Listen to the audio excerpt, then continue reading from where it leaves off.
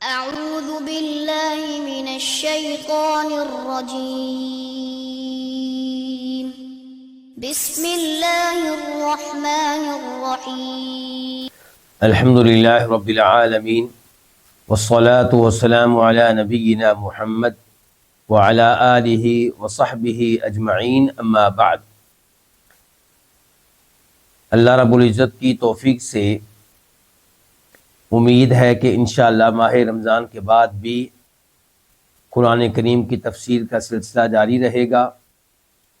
روزانہ کی بنیاد پہ تو نہیں ہو سکے گا، لیکن ہفتے میں ایک بار انشاءاللہ مزید تفصیلات آپ لوگوں کو دے دی جائیں گی انشاءاللہ۔ تو آج آیت نمبر 65 اسی کے اوپر گفتگو دوبارہ ہوگی۔ اللہ رب العزت آپ سب کو جزائے خیر دے۔ اللہ تعالیٰ فرماتے ہیں اعوذ باللہ من الشیطان الرجیم فلا وربک لا یؤمنون حتی یحکموک فیما شجر بینہم ثم لا یجدوا فی انفسہم حرجا مما قضیت ویسلموا تسلیما۔ فلا پس نہیں، کیا نہیں؟ یعنی کہ بات ایسے نہیں ہے جیسے یہ سمجھتے ہیں۔ بریکٹ میں ہوگا کہ بات ایسے نہیں ہے جیسے یہ سمجھتے ہیں۔ یہ سمجھتے ہیں کہ ہم مسلمان ہیں اور فیصلے لے کر جاتے ہیں نبی علیہ الصلوۃ والسلام کو چھوڑ کر کسی اور کی طرف، تو ایسے یہ مومن نہیں ہو سکتے۔ فلا پس نہیں، وربک تیرے رب کی قسم، واو کون سی ہے؟ قسمیہ۔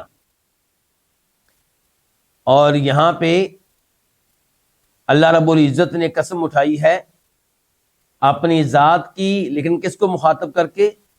نبی علیہ الصلوۃ والسلام کو، یعنی کہ اے نبی آپ کے رب کی قسم۔ تو کیا اللہ تعالیٰ صرف آپ کا رب ہے، آپ کا خالق ہے، آپ کا مالک ہے، آپ کا رازق ہے، آپ کے امور کی تدبیر کرنے والا ہے، یا اللہ سب کا رب ہے؟ تو اللہ تعالیٰ سب کا رب ہے، لیکن جب آپ سے کہا گیا کہ آپ کا رب، تو یہ کیا ہوگی؟ ربوبیت خاصہ، یعنی کہ آپ کا اللہ تعالیٰ خاص طور پہ اہتمام کرنے والا ہے۔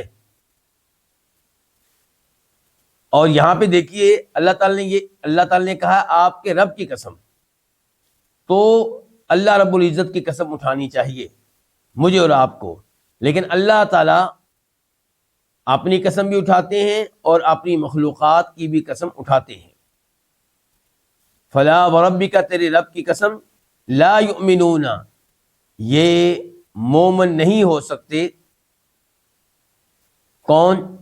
وہ جو آپ کو چھوڑ کر فیصلے کے لیے اوروں کی طرف جاتے ہیں، یہودیوں کی طرف جاتے ہیں، کاہنوں کی طرف جاتے ہیں، جادوگروں کی طرف جاتے ہیں۔ کب تک مومن نہیں ہو سکتے؟ فرمایا حتی یحکموک، یہاں تک کہ یحکمو حاکم بنا لیں، فیصلہ کرنے والا بنا لیں کا تجھے، آپ کو۔ اچھا، کس معاملے میں؟ فیما شجر بینہم، اس میں جس میں اختلاف پیدا ہو جائے، بینہم ان کے درمیان۔ فیما ما عموم کے لیے ہے، کوئی بھی ایسا کیس، کوئی بھی ایسا مسئلہ جس میں اختلاف ہو جائے، اس میں آپ کو حاکم نہیں مانتے تو یہ مومن نہیں ہے۔ اچھا، آپ کی زندگی میں آپ کو ذاتی طور پہ حاکم مانے اور آپ کے فوت ہو جانے کے بعد آپ کی احادیث کو، آپ کی شریعت کو حاکم مانے، تو کس مسئلے میں؟ ہر مسئلے میں، عقیدے سے تعلق رکھتا ہو یا احکام و مسائل سے تعلق رکھتا ہو، نماز سے تعلق رکھتا ہو یا حج سے، پڑوسی کے ساتھ جھگڑا ہو یا رشتہ داروں کے ساتھ، کوئی بھی معاملہ ہو، ہر معاملے میں فیصلہ کرنے والا اور حاکم اور منصف مانا جائے نبی علیہ الصلوۃ والسلام کو۔ ثم لا یجدوا، پھر وہ نہ پائیں۔ کون؟ یہی لوگ جو آپ کا جو فیصلہ لینے کے لیے آپ کو چھوڑ کے اوروں کی طرف رجوع کرتے ہیں، وہ مومن کب ہوں گے؟ نمبر ایک، آپ کو حاکم مانے اپنے ایک اختلاف میں۔ نمبر دو، لا یجدوا، نہ پائیں، فی انفسہم، اپنے دلوں میں، حرجن، کسی قسم کی تنگی، مما، اس کے متعلق جو قضیت، آپ فیصلہ کریں۔ یعنی کہ جب پہلا نمبر پہ آپ کو حاکم مان لیا، پہلا سٹیپ یہ تھا، پہلا مرحلہ یہ تھا. دوسرے نمبر پہ آپ نے فیصلہ سنا دیا، تو جو فیصلہ آپ سنائیں اس کے بارے میں اپنے دلوں میں کسی قسم کی تنگی، کسی قسم کا تردد، کسی قسم کا شک و شبہ نہ رہنے دیں. وَيُسَلِّمُوا تَسْلِيمًا، اور تیسرے نمبر پہ یہ کہ اسے اچھی طرح تسلیم کر لیں. اچھی طرح کس کا معنی ہے؟ یسلمو کے بعد جب تسلیم آیا تو تسلیم جو ہے یہ یسلمو کے معنی کی تاکید ہے. جو معنی یسلمو کا ہے اس معنی کی تاکید کے لیے، اس کو پکا کرنے کے لیے تسلیمہ کو لایا گیا ہے. تو معنی کیا ہو گیا؟ اس کو اچھی طرح تسلیم کر لیں، ظاہری طور پہ بھی، باطنی طور پہ بھی. تو یہ ہے مومن جو ایک ایک معاملے میں شریعت کو، آپ کی احادیث کو حاکم مانے. اگر مسلمان گروہوں کا آپس میں اختلاف ہے تو اس اختلاف میں بھی حاکم کس کو مانا جائے؟ احادیث کو، آپ کی شریعت کو. یہ نہیں کہ ہر گروہ، ہر مسلک یہ کہے کہ ہم حق پہ ہیں، ہم سچے ہیں ہر مسئلے میں. نہیں، کسی مسئلے میں آپ سچے ہوں گے کیونکہ حدیث آپ کے ساتھ ہے، کسی دوسرے مسئلے میں آپ سچے نہیں ہوں گے، دوسرا سچا ہوگا جس کا تعلق دوسرے مسلک سے ہے کیونکہ حدیث اس کے ساتھ ہے.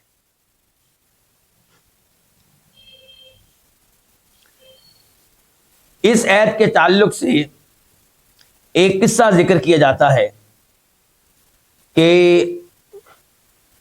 دو لوگ نبی علیہ الصلوۃ والسلام کے پاس فیصلے کے لیے آئے. آپ نے فیصلہ سنا دیا. آپ کا فیصلہ سننے کے بعد ان میں سے ایک نے کہا کہ آپ اگر ہمیں عمر فاروق کے پاس بھیج دیں تو یہ ہمارے لیے اچھا ہوگا. تو آپ نے کہا ٹھیک ہے، تم عمر فاروق کے پاس جا سکتے ہو. عمر فاروق کے پاس پہنچے تو وہاں پہ دونوں نے اپنا اپنا موقف رکھا، اور جس کے حق میں فیصلہ کیا تھا نبی علیہ الصلوۃ والسلام نے، اس نے کہا کہ عمر یہ بات ذہن میں رکھنا کہ اس کیس میں پہلے نبی علیہ الصلوۃ والسلام فیصلہ کر چکے ہیں. تو عمر فاروق نے اس آدمی سے پوچھا جس کے خلاف فیصلہ ہوا تھا کہ کیا یہ بات درست ہے؟ اس نے کہا بالکل ایسے ہی ہے. تو عمر فاروق نے کہا تم لوگ بیٹھو، میں ابھی آ رہا ہوں. وہ تلوار لے کر آئے اور اس کا سر اس کے جسم سے الگ کر دیا جس کے خلاف نبی علیہ الصلوۃ والسلام نے فیصلہ کیا تھا، اور دوسرا باغ کھڑا ہوا اور اللہ کے نبی کے پاس پہنچ گیا اور پوری بات آپ کے سامنے رکھی. تو آپ علیہ الصلوۃ والسلام نے جناب عمر فاروق پہ ناراضگی کا اظہار کیا کہ آپ نے ایک مسلمان کو قتل کیا ہے. تو اللہ تعالیٰ نے جناب عمر فاروق کی شان میں اور ان کے دفاع میں یہ آیت نازل کی کہ جن کو قتل کیا گیا ہے انہوں نے آپ کو حاکم دل سے نہیں مانا تھا، آپ کے فیصلوں کو تسلیم نہیں کیا تھا، اس لیے عمر فاروق نے ان کو قتل کیا ہے اور درست کیا ہے. لیکن یہ واقعہ صحیح سند کے ساتھ نبی علیہ الصلوۃ والسلام سے ثابت نہیں ہے. اس کی جگہ پہ بخاری شریف میں یہ روایت آتی ہے کہ زبیر بن عوام جو کہ نبی علیہ الصلوۃ والسلام کے عزیز بھی ہیں، رشتہ دار بھی ہیں، ان کے مابین اور ایک انصاری کے مابین اختلاف ہوا. اختلاف کس مسئلے میں؟ ایک پانی کے نالے کے مسئلے میں، پانی کی جو چھوٹی سی نہر ہوتی ہے اس کے مسئلے میں، کہ جس سے پانی آتا تھا تو پہلے زمین تھی زبیر بن عوام کی، تو وہ پانی روک لیتے تھے. انصاری چاہتا تھا کہ وہ پانی بالکل نہ روکیں، پانی آگے آنے دیں. تو انصاری یہ معاملہ لے کر آیا نبی علیہ الصلوۃ والسلام کے پاس.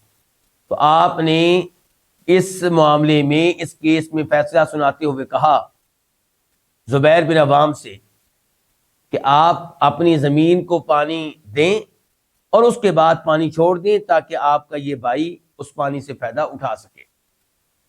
انصاری اس فیصلے پہ مطمئن نہیں ہوا، اسے غصہ آیا. اس نے کہا آپ نے ان کے حق میں اس لیے فیصلہ کیا ہے کہ یہ آپ کی پھپھو کے بیٹے ہیں.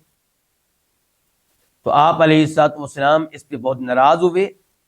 تو پھر آپ نے زبیر بن عوام سے کہا کہ زبیر، تو نے اپنی زمین کو پانی اچھی طرح دینا ہے یہاں تک کہ پانی جدر تک پہنچ جائے, منڈیر تک پہنچ جائے, یعنی کہ آپ یوں کہہ لیں کہ ہمارے پاؤں کے ٹخنے تک پہنچ جائے, یہاں تک پانی پہنچ جائے. اس کے بعد تو نے پانی چھوڑنا ہے اس انصاری کے لیے. تو آپ کی دوسری بات انصاری کے لیے پہلی بات کے مقابلے میں زیادہ سخت تھی. پہلی بات تو نرم تھی, دوسری سخت تھی. تو مزید تفصیل میں بعد میں بتاؤں گا, پہلے آپ بتائیں کہ یہ کیسا فیصلہ لگا آپ لوگوں کو.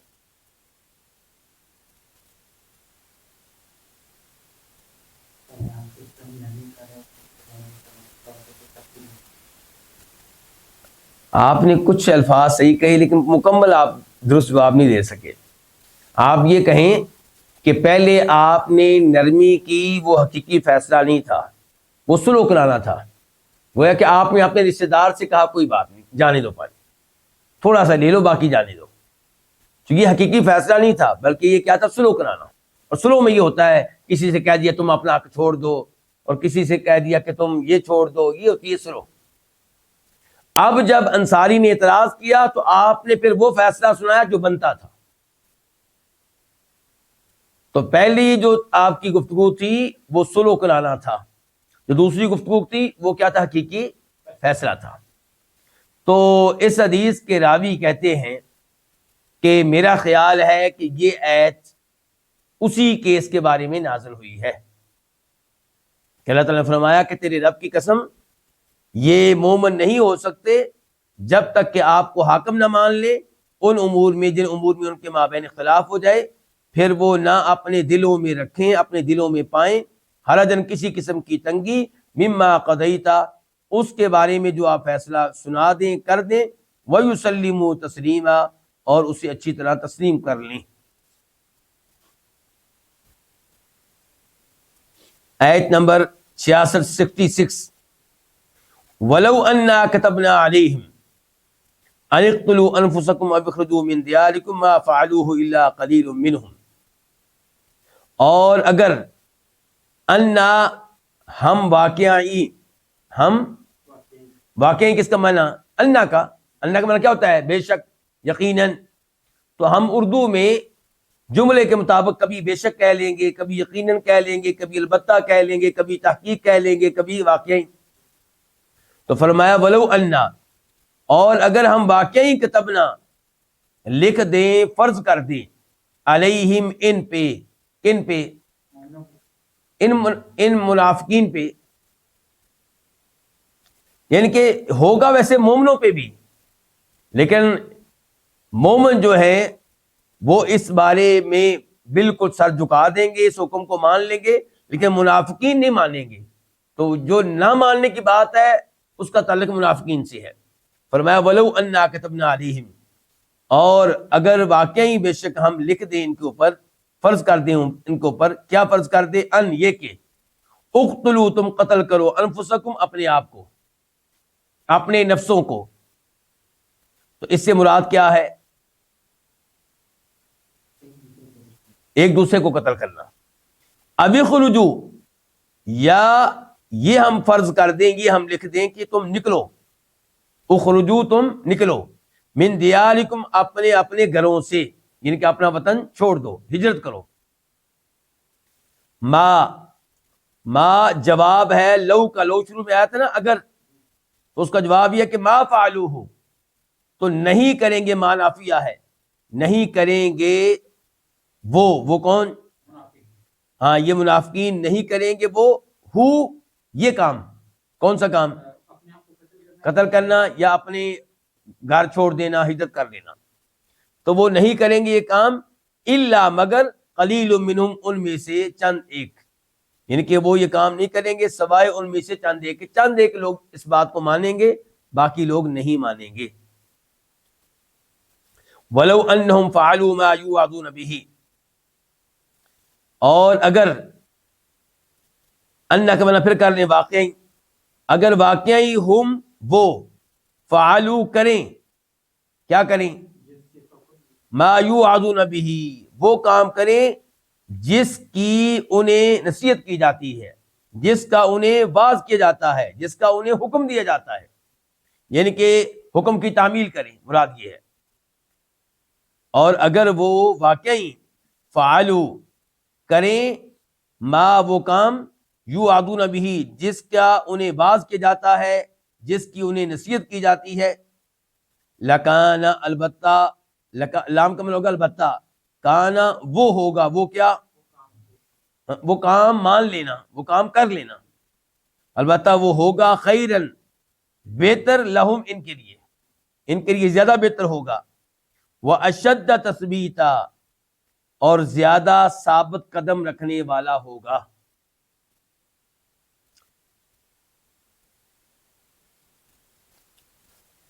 تو گویا کہ اس آخری جملے میں کیا چیز ذکر کی گئی ہے؟ پہلے جملے میں یہ ذکر کیا گیا کہ اگر ان پہ فرض کر دیا جائے اپنے وطن کو چھوڑنا، اللہ کی راہ میں ہجرت کرنا اور ایک دوسرے کو قتل کرنا، تو اس کے اوپر عمل کرنے والے بہت کم ہوں گے، اطاعت کرنے والے بہت کم ہوں گے۔ اللہ تعالیٰ نے دوسرے جملے میں فرمایا اگر وہ یہ اطاعت کر لیں، بلکہ جو بھی ان کو واعظ کیا جائے، جو بھی آرڈر دیا جائے، جس کام سے بھی منع کیا جائے، تو وہاں پہ اطاعت کریں، تو یہ اطاعت ان کے لیے بہتر ہوگی اور زیادہ ان کو ثابت قدم رکھنے والی ہوگی۔ اس سے وہ دین پہ پکے رہیں گے۔ اللہ تعالیٰ اطاعت کی وجہ سے انسان کو مزید پختگی دیتا ہے اپنے دین پہ۔ واضح علماء کرام؟ وَإِذَن اور تب کب؟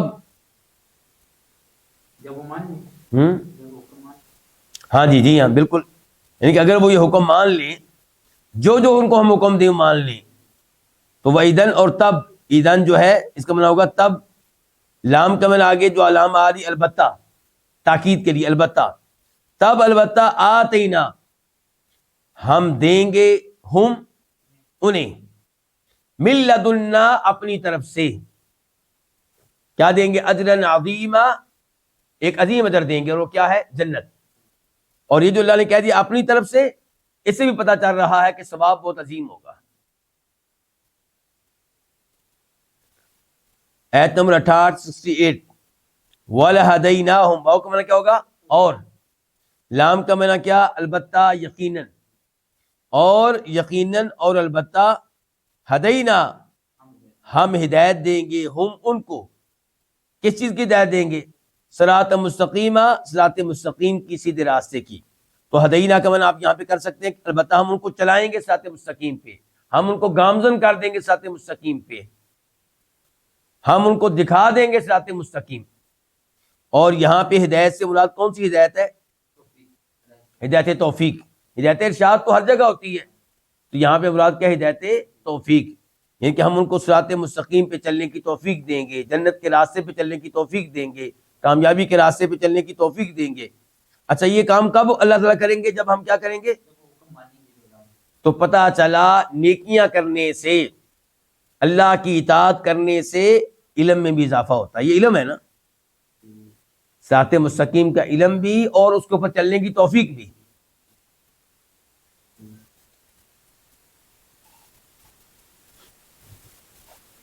ایت نمبر 69 وَمَن يُطِعِ اللَّهَ اور جو یطع اطاعت کرے، یعنی کہ بات مانے، حکم مانے، ایسے ہی ہے نا، اور جو اطاعت کرے کس کی؟ اللہ تعالیٰ کی، والرسول اور اس رسول کی، یا اللہ کے رسول کی۔ یہ اس رسول کی کس کا معنی ہے؟ کیونکہ ال جو ہے یہ عہد کا ہے، یعنی کہ وہ رسول جس کے بارے میں آپ کو پتا ہے کہ ہم کس رسول کی بات کر رہے ہیں، اور جو اللہ کی اطاعت کرے وہ رسول اور اس رسول کی، فَأُولَئِكَ تو یہی لوگ ہوں گے، یہی لوگ ہوں گے، مع الذین ان لوگوں کے ساتھ، یہی لوگ ہوں گے ان لوگوں کے ساتھ۔ کون لوگ ہوں گے؟ اطاعت کرنے والے، اللہ کے رسول کی اطاعت کرنے والے، یہ ہوں گے مع الذین ان لوگوں کے ساتھ، انعم اللہ علیہم جن پہ اللہ تعالیٰ نے انعام کیا ہے۔ آگے جو من آ رہا ہے وہ من بیانیہ ہے، یعنی کہ کون ہے جن کے اوپر اللہ نے انعام کیا ہے، ان کی وضاحت ہونی چاہیے۔ تو یہ من وضاحت ہے الذین کی، کس کی وضاحت ہے؟ الذین کی۔ تو آپ چاہیں تو من النبیین کا ترجمہ پہلے لے آئیں الذین کے ساتھ۔ اب دیکھیے میں ترجمہ کیسے کروں گا۔ فاولئک تو یہی لوگ ہیں، جو ان نبیوں اور صدیقین اور شہداء اور صالحین کے ساتھ ہوں گے جن پہ اللہ نے انعام کیا ہے. کیونکہ من جو بیانیہ ہوتا ہے یہ کس کا بیان ہے؟ الذین کا بیان ہے نا. الذین کی وضاحت ہے، بیانیہ یعنی کہ وضاحت. جو من ہے یہ وضاحت کرنے آیا کس کی؟ کہ وہ کون جن پہ اللہ نے انعام کیا، وہ کون بھائی؟ تو آگے آگیا من النبیین، یعنی کہ نبی اور صدیقین اور شہداء اور صالحین. تو یہ چار طرح کے لوگ ہیں جن پہ اللہ تعالیٰ کا انعام ہوا ہے. اور یہ آیت جو بھی ہم پڑھ رہے ہیں، یہ آیت تفسیر بنتی ہے سورہ فاتحہ کی. اہدنا الصراط المستقیم صراط الذین انعمت علیہم، اے اللہ میں صراط مستقیم پہ چلا. صراط مستقیم پہ گامزن کر دے. وہاں پہ بھی پہلے تذکرہ کس کا ہے؟ صراط مستقیم کا. یہاں پہ بھی یہی ہے. فرمایا صراط مستقیم وہی جو راستہ ہے ان لوگوں کا جن پہ تو نے انعام کیا. کون ہے جی؟ اے اللہ جن پہ تو نے انعام کیا. یہ اس کی وضاحت آ گئی. نبیین جمع ہے نبیون کی، اور صدیقین جمع کس کی؟ صدیق کی. صدیق کس کو کہتے ہیں؟ جو سچ کہنے والا ہو اور سچائی کی تصدیق کرنے والا ہو. کیا مطلب؟ حق کی تصدیق کرنے والا. ابو بکر صدیق رضی اللہ عنہ سچ کہنے والے تھے اور سچائی کی تصدیق بھی کرتے تھے، سچائی کو مانتے تھے.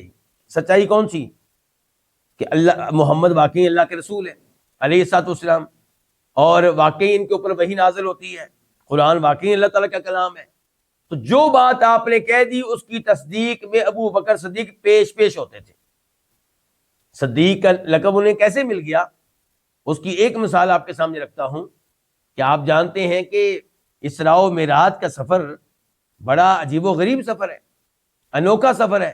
رات کے تھوڑے سے حصے میں آپ کا مکہ سے بیت المقدس جانا، ایک مہینے سے زیادہ مسافت کا جو سفر ہے وہ رات کے تھوڑے سے حصے میں کرنا، جانا بھی اور آنا بھی.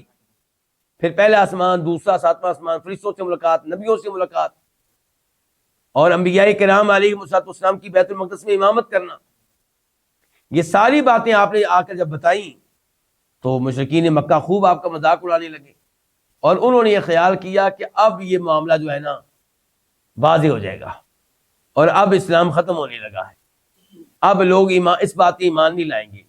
تو وہ ابو بکر صدیق کے پاس آئے رضی اللہ تعالیٰ عنہ، ان سے کہا کہ تمہارا وہ صاحب جس کا تم نے کلمہ پڑھا ہے بیعت کی، وہ تو یوں کہہ رہا ہے. تو فرمایا صدیق نے اگر انہوں نے یہ بات کہی ہے تو پھر میں اس کی تصدیق کرتا ہوں. اگر یعنی کہ مجھے یہ نہیں پتا کہ آپ لوگ سچ کہہ رہے ہیں کہ نہیں کہہ رہے، آپ کے اوپر مجھے شک ہے، ان کے اوپر شک نہیں ہے. اگر انہوں نے واقعی بات کہی ہے تو میں ان کی تصدیق کرتا ہوں. میں تصدیق کیسے نہ کروں جبکہ میں اس کی بھی تصدیق کرتا ہوں کہ صبح و شام آپ پہ وحی نازل ہوتی ہے، تو اس بات کو ماننا کون سا مشکل ہے. اس کو کہتے ہیں صدیق. اور شاید آپ کو یہ بھی یاد ہوگا کہ نبی علیہ الصلوۃ والسلام نے ایک دفعہ درس دیا مسجد میں. درس میں آپ نے کہا کہ ایک آدمی اپنی گائے پہ بیٹھ کے جا رہا تھا اور اس نے اس کی پٹائی کی کیونکہ وہ تیز نہیں چل رہی تھی.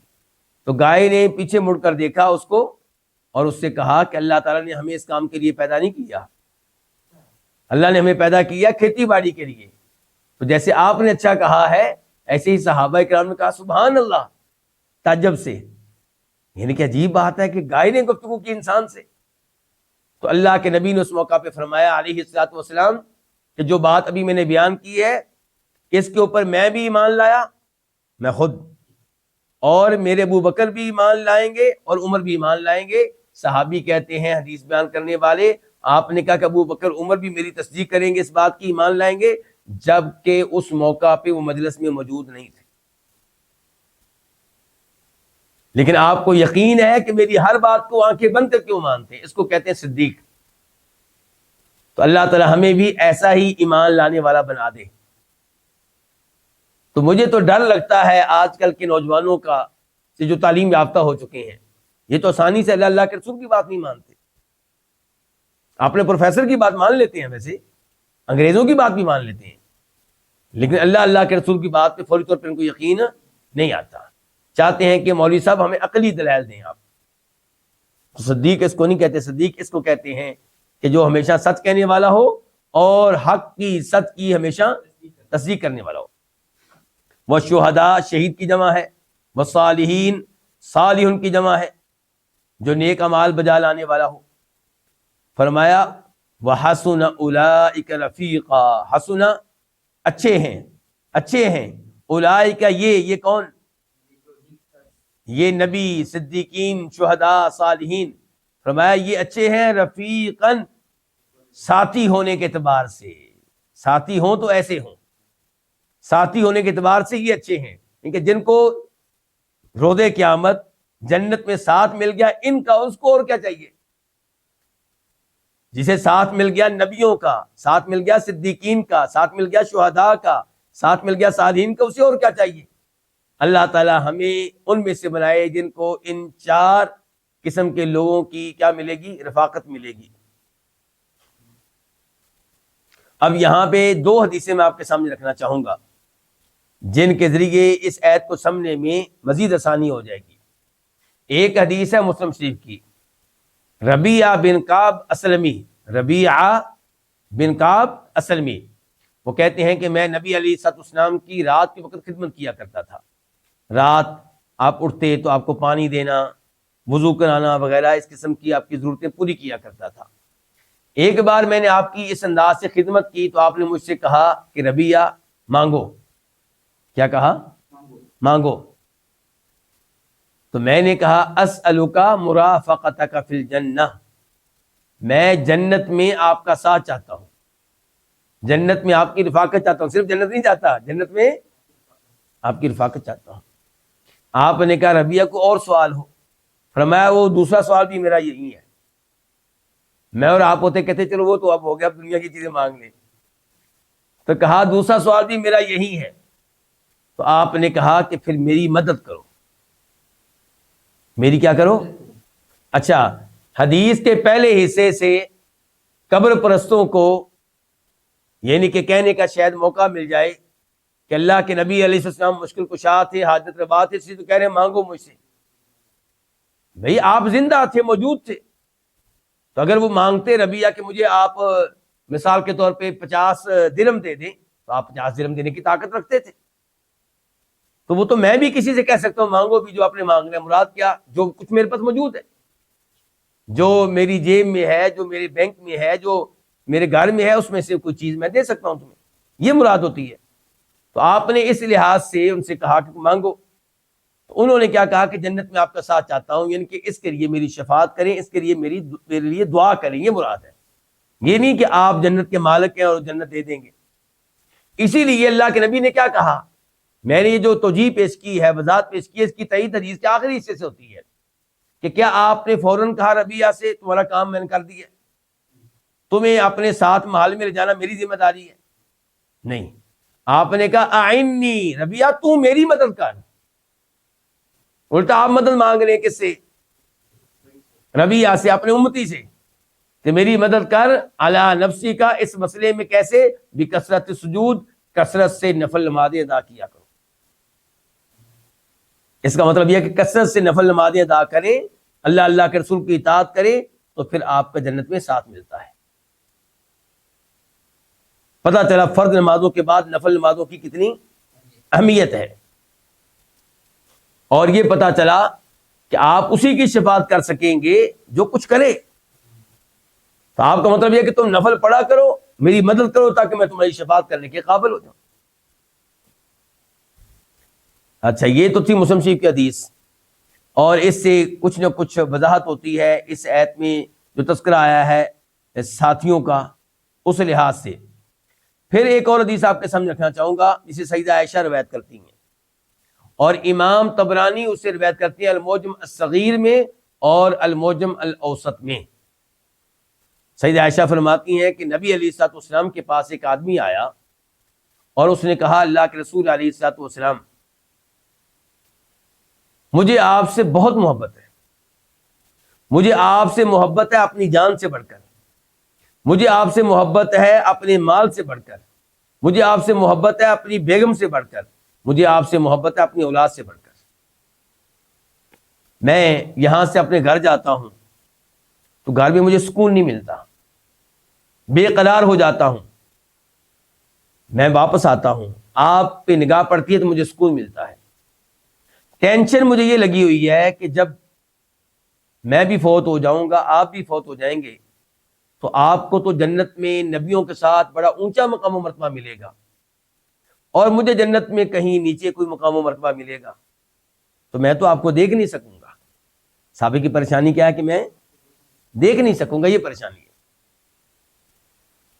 تو سیدہ عائشہ کہتی ہیں کہ نبی علیہ الصلوۃ والسلام نے اس صحابی کو کوئی جواب نہیں دیا. اگر آپ ہوتے مشکل کشا، حاجت روا، کہتے میرے صحابی تم میرے اتنے دیوانے ہو، مجھ سے اتنی محبت کرنے والے ہو، تمہیں جنت میں لے جانا میری ذمہ داری ہے، میں جاؤں گا نہیں جنت میں جب تک اللہ تعالیٰ تمہیں نہیں میرے ساتھ لے جائے گا میرے مال میں. سیدہ عائشہ کہتی نہیں، آپ نے کوئی جواب نہیں دیا، حتیٰ کہ جبریل آئے اور وحی میں یہ آیت لے کر آئے کہ وَمَن يُطِعِ اللَّهَ وَالرَّسُولَ فَأُولَٰئِكَ مَعَ الَّذِينَ أَنْعَمَ اللَّهُ عَلَيْهِمْ. گویا کہ اس صحابی کو پیغام دے دیا گیا، اور قیامت تک آنے والے سب لوگوں کو پیغام دے دیا گیا کہ اگر جنت میں نبیوں کا ساتھ چاہتے ہو، نبی علیہ السلام کی رفاقت چاہتے ہو، تو پھر اللہ کے رسول کی اطاعت کرو، ان کی ہر بات مانو، ہر بات کو تسلیم کرو، فرائض و واجبات پہ عمل کرو، کبیرہ گناہوں سے دور رہو. تو امید ہے کہ اللہ تعالیٰ تمہاری اس خواہش کو پورا کرے گا.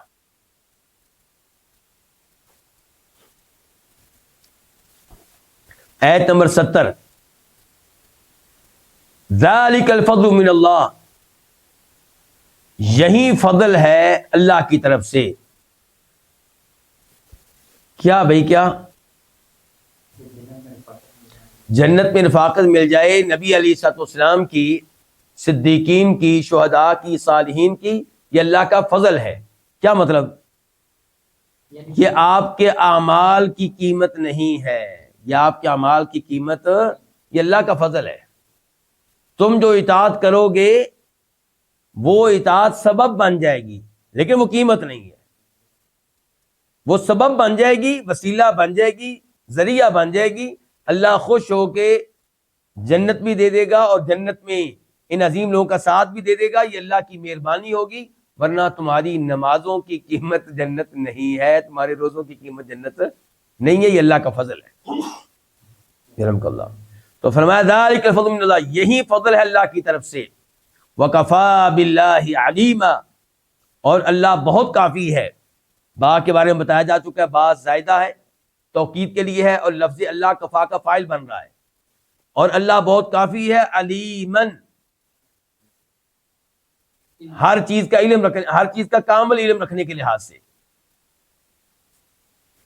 تو اللہ تعالی کا علم چونکہ کامل ہے، تو اللہ اسی پہ فضل فرمائیں گے جو اس لائق ہوگا کہ اس پہ فضل کیا جائے. یعنی کہ اللہ تعالیٰ کے معاملات کو یہ نہ سمجھا جائے جیسے ہمارے اردو میں کہتے ہیں کہ اندھا ریوڑیاں تقسیم کرے. وہ صورتحال نہیں ہے. اندھا ریوڑیاں تقسیم کرے گا تو کس کو دے گا؟ ہر ایک کو، چاہے اس کا دشمن آ جائے، اس کو پتہ ہی نہیں کون لے رہا ہے مجھ سے، وہ ہر ایک کو جو بھی مانگتا دے رہا ہے اس کو. تو اللہ کا معاملہ یہ نہیں ہے. اللہ کے ہر معاملے کے پیچھے اللہ کا علم، اللہ کی حکمتیں ہیں. اللہ تعالیٰ اسی پہ فضل فرماتے ہیں جو اس لائق ہے کہ اس پہ اللہ کا فضل ہو. تو اللہ تعالیٰ کافی ہے علیمن، اس اعتبار سے کہ اللہ تعالیٰ ہر چیز کا کامل علم رکھنے والے ہیں. آیت نمبر 71 71، یا ایھا الذین آمنوا، اے وہ لوگوں جو ایمان لائے ہیں. یہ ہے لفظی معنی، اور آسان لفظوں میں ہم کیا کہیں گے؟ اے ایمان والو. ایمان کس چیز پہ؟ ہر اس چیز پہ جس پہ ایمان لانا ضروری ہے، فرض ہے. تو اے ایمان والو، خودو، تم پکڑو، تم اختیار کرو، تم اپناؤ، اختیار کرو، ہدرکم، ہدر بچاؤ کا سامان، کم اپنا، یعنی کہ اپنا بچاؤ کا سامان، خودو پکڑو.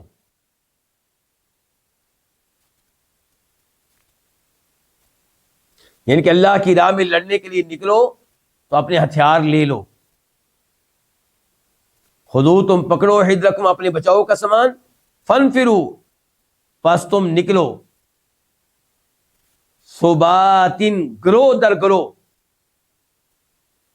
گروہوں کی شکل میں، دستوں کی شکل میں، ٹولیوں کی شکل میں. اوین فرو جمیعا، یا تم نکلو جمیعاً، اکٹھے ہو کر، ایک جماعت کی شکل میں. اچھا یہ اپنے بچاؤ کا سامان پکڑ لو، کس سے بچنے کے لیے؟ دشمن سے بچنے کے لیے، کفار سے بچنے کے لیے، یہودیوں سے بچنے کے لیے. تو یہ اللہ نے مطالبہ کن سے کیا ہے؟ ایمان والوں سے. تو مانا اب کیا ہوا کہ اگر تو واقعی مومن ہے تو اللہ کی بات مان. آیت نمبر 72 72.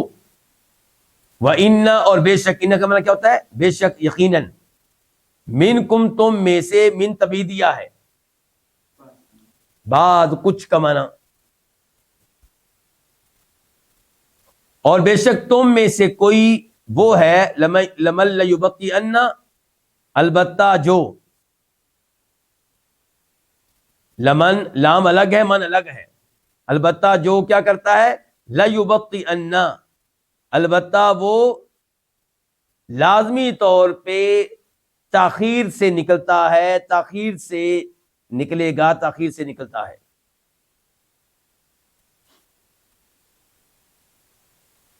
مثال کے طور پہ منافقین، اللہ نے خطاب تو کیا ایمان والوں سے، اور منافقین کیا شمار ہوتے تھے اس زمانے میں؟ مسلمان. تو فرمایا تم میں سے ایسے لوگ بھی ہیں جو لڑنے کے لیے نکلنے میں، جہاد کے لیے نکلنے میں تاخیر سے کام لے گا، لازمی طور پہ پکی بات ہے. جیسا کہ منافقین کے سردار کون؟ عبداللہ ابن ابی.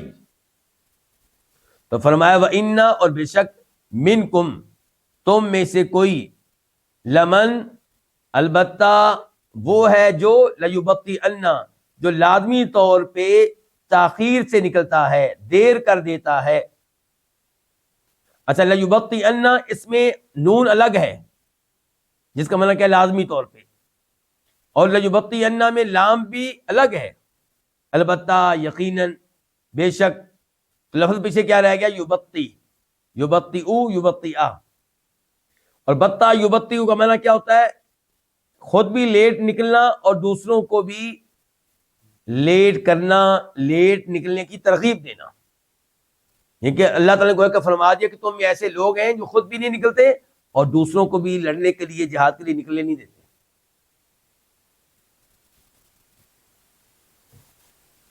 فَإِن پس اگر، اصابت پہنچے، کم تمہیں، مصیبت کوئی مصیبت، مثال کے طور پہ اگر تم میں کوئی لوگ قتل ہو جائیں، شہید ہو جائیں، دشمن غالب آ جائے، اور اس کے پیچھے اللہ کی کوئی حکمت ہوتی ہے. فرمایا پس اگر پہنچے تمہیں کوئی مصیبت، قال تو وہ کہتا ہے، وہ کہے گا، قد تحقیق، یقیناً، انعم اللہ اللہ نے انعام کیا، علیہ مجھ پہ، علیہ اصل میں علا اور یا، علیہ مجھ پہ، اللہ نے انعام کیا مجھ پہ، اذ جب، لم اکن میں نہیں تھا، معہم ان کے ساتھ، شہیدن حاضر، لڑائی ہو، جنگ ہو، اور اس میں مسلمانوں کو پہنچے نقصان، تو کیا کہتا ہے؟ شکر الحمدللہ کہ اللہ نے مجھے بچا لیا. تو کیا اس کو یہ کہنا چاہیے شکر الحمدللہ؟ نہیں. کیوں؟ اس کو افسوس کا اظہار کرنا چاہیے کہ میرے ساتھی کئی شہید ہوئے، کئی اللہ کی راہ میں زخمی ہوئے، بلند و بالا درجات انہوں نے حاصل کر لیے، اور میں بد نصیب اس سعادت کو پانے سے، اس عظیم اجر کو پانے سے محروم رہا. اس کی الفاظ بتاتے ہیں اس کی نگاہ کس کے اوپر ہے؟ دنیا کے اوپر، کہ دنیا میری بچ گئی، میں خود بچ گیا، زخمی نہیں ہوا، جان میری نہیں گئی. اور اس کے اوپر کیا کہہ رہے ہیں؟ اللہ نے میرے اوپر کیا کیا ہے؟ انعام کیا ہے.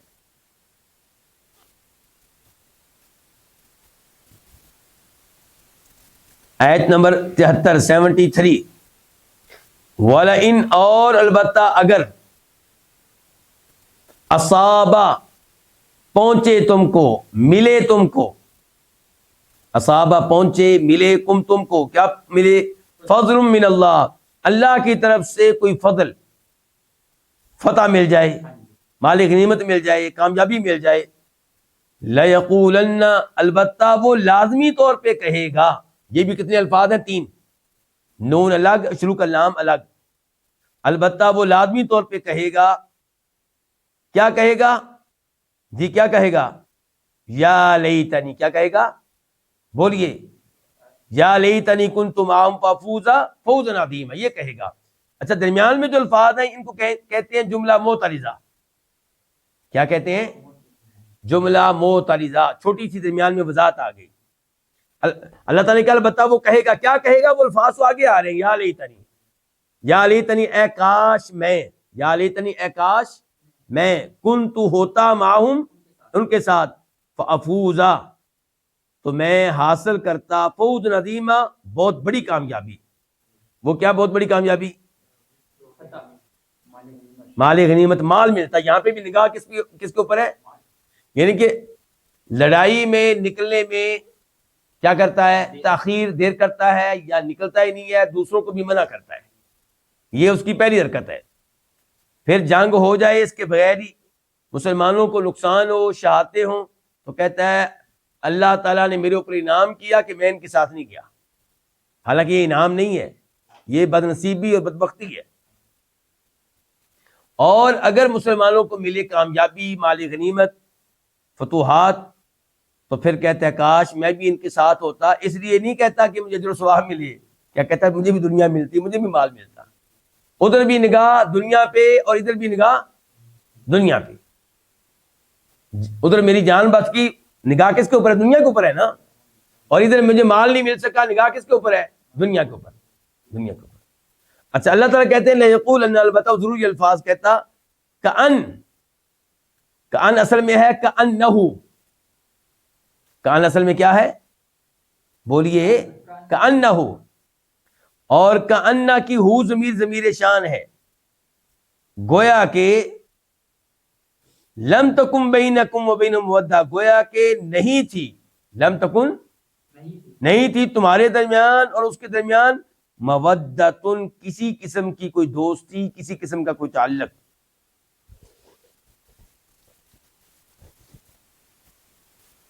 یعنی کہ یہ الفاظ وہ یوں کہتا ہے گویا کہ تمہیں جانتا ہی نہ ہو۔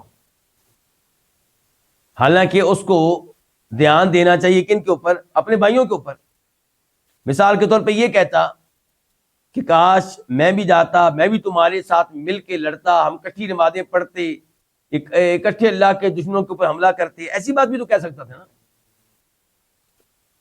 لیکن وہ اس انداز سے بات کرتا ہے کہ اس کی نگاہ صرف مال کے اوپر ہے، تمہارے ساتھ اس سے کوئی غرض نہیں ہے کہ بھی میں تمہارے ساتھ خیر کے اس کام میں جانے سے رہ گیا، مجھے افسوس ہے، کاش میں تمہارے ساتھ چلا جاتا اور مجھے اللہ کی طرف سے جو ثواب ملتا۔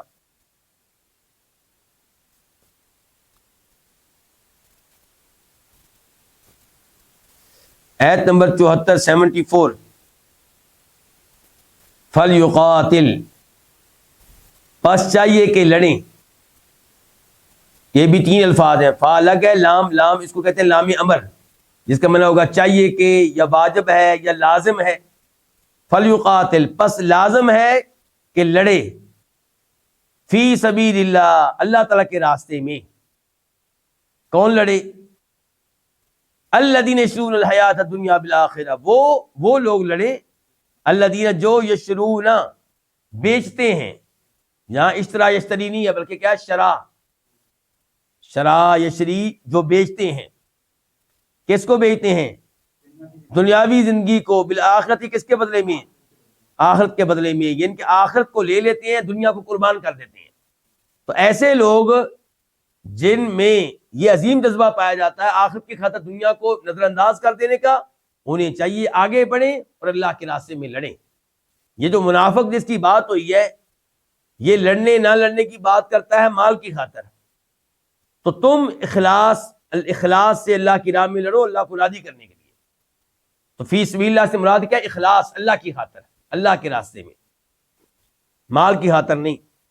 پھر دیکھیں، پس لازم ہے کہ لڑیں اللہ کے راستے میں وہ الذین جو بیچتے ہیں دنیاوی زندگی کو، کس کے بدلے میں؟ آخرت کے بدلے میں۔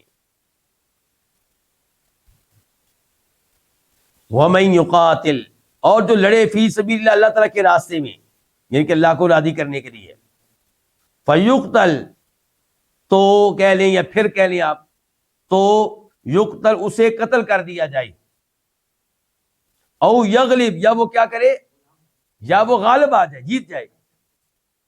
یا تو مغلوب ہو جائے، قتل ہو جائے، اور یغلب یا غالب آ جائے کس پہ؟ دشمنوں پہ. فسوف تو ان قریب، نؤتی ہم دیں گے ہی اس کو، کیا دیں گے؟ اجر عظیمہ، ایک عظیم اجر. تو اللہ کی راہ میں لڑنا، پھر چاہے آپ قتل ہو جائیں، چاہے آپ کو فتح مل جائے، آپ ہر شکل میں کامیاب ہیں.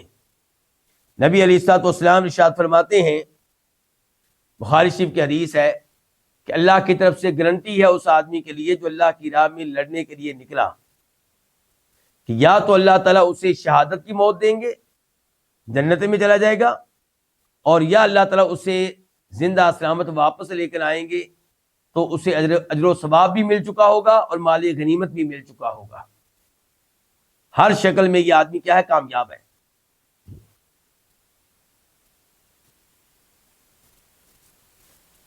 آیت نمبر 75. وما کا معنی کیا؟ ما استفہامیہ، کیا معنی ہے؟ اور کیا ہے؟ لکم، تمہیں، اور تمہیں کیا ہو گیا ہے؟ تمہیں کیا ہے کہ لا تقاتلون، تم نہیں لڑتے،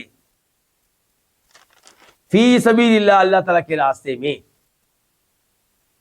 والمستضعفین، المستضعفین کا معنی کیا ہے؟ کمزور، بے بس.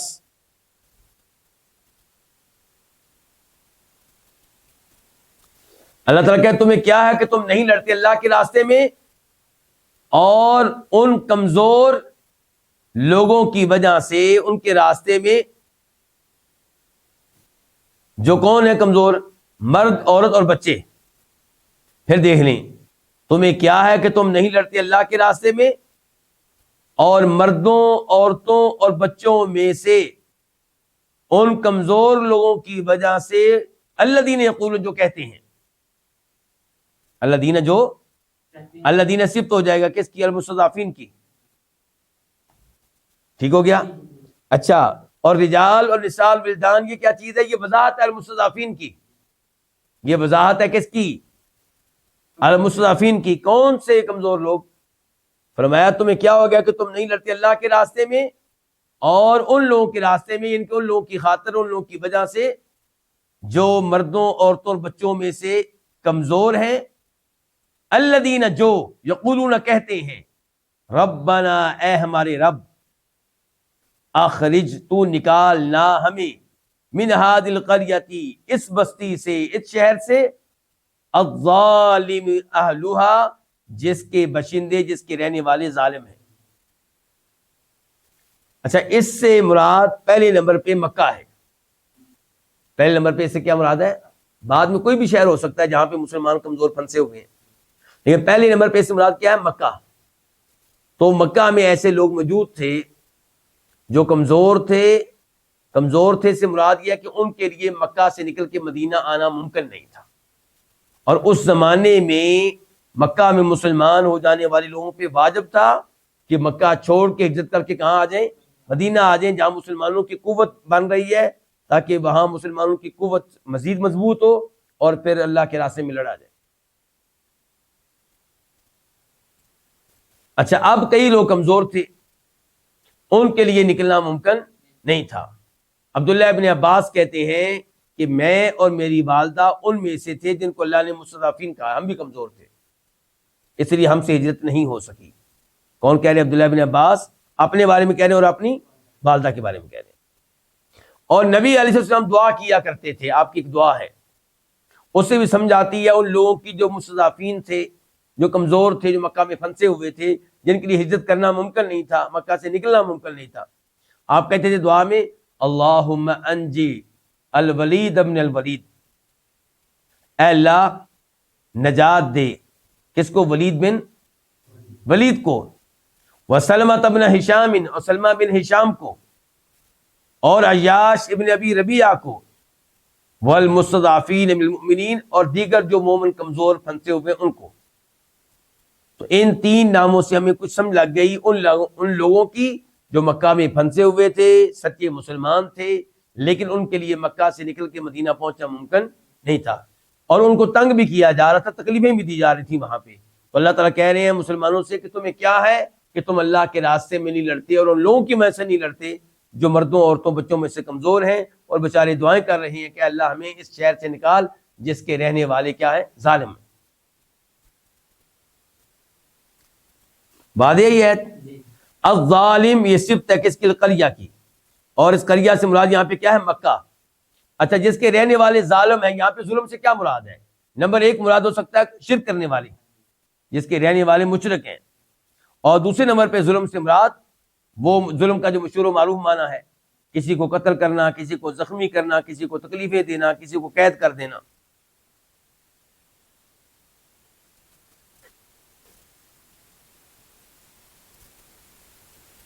تو اللہ تعالیٰ نے ان کی دعا کا تذکرہ کیا ہے. ان کی دعا میں آپ کو کوئی شرک والی بات ملی؟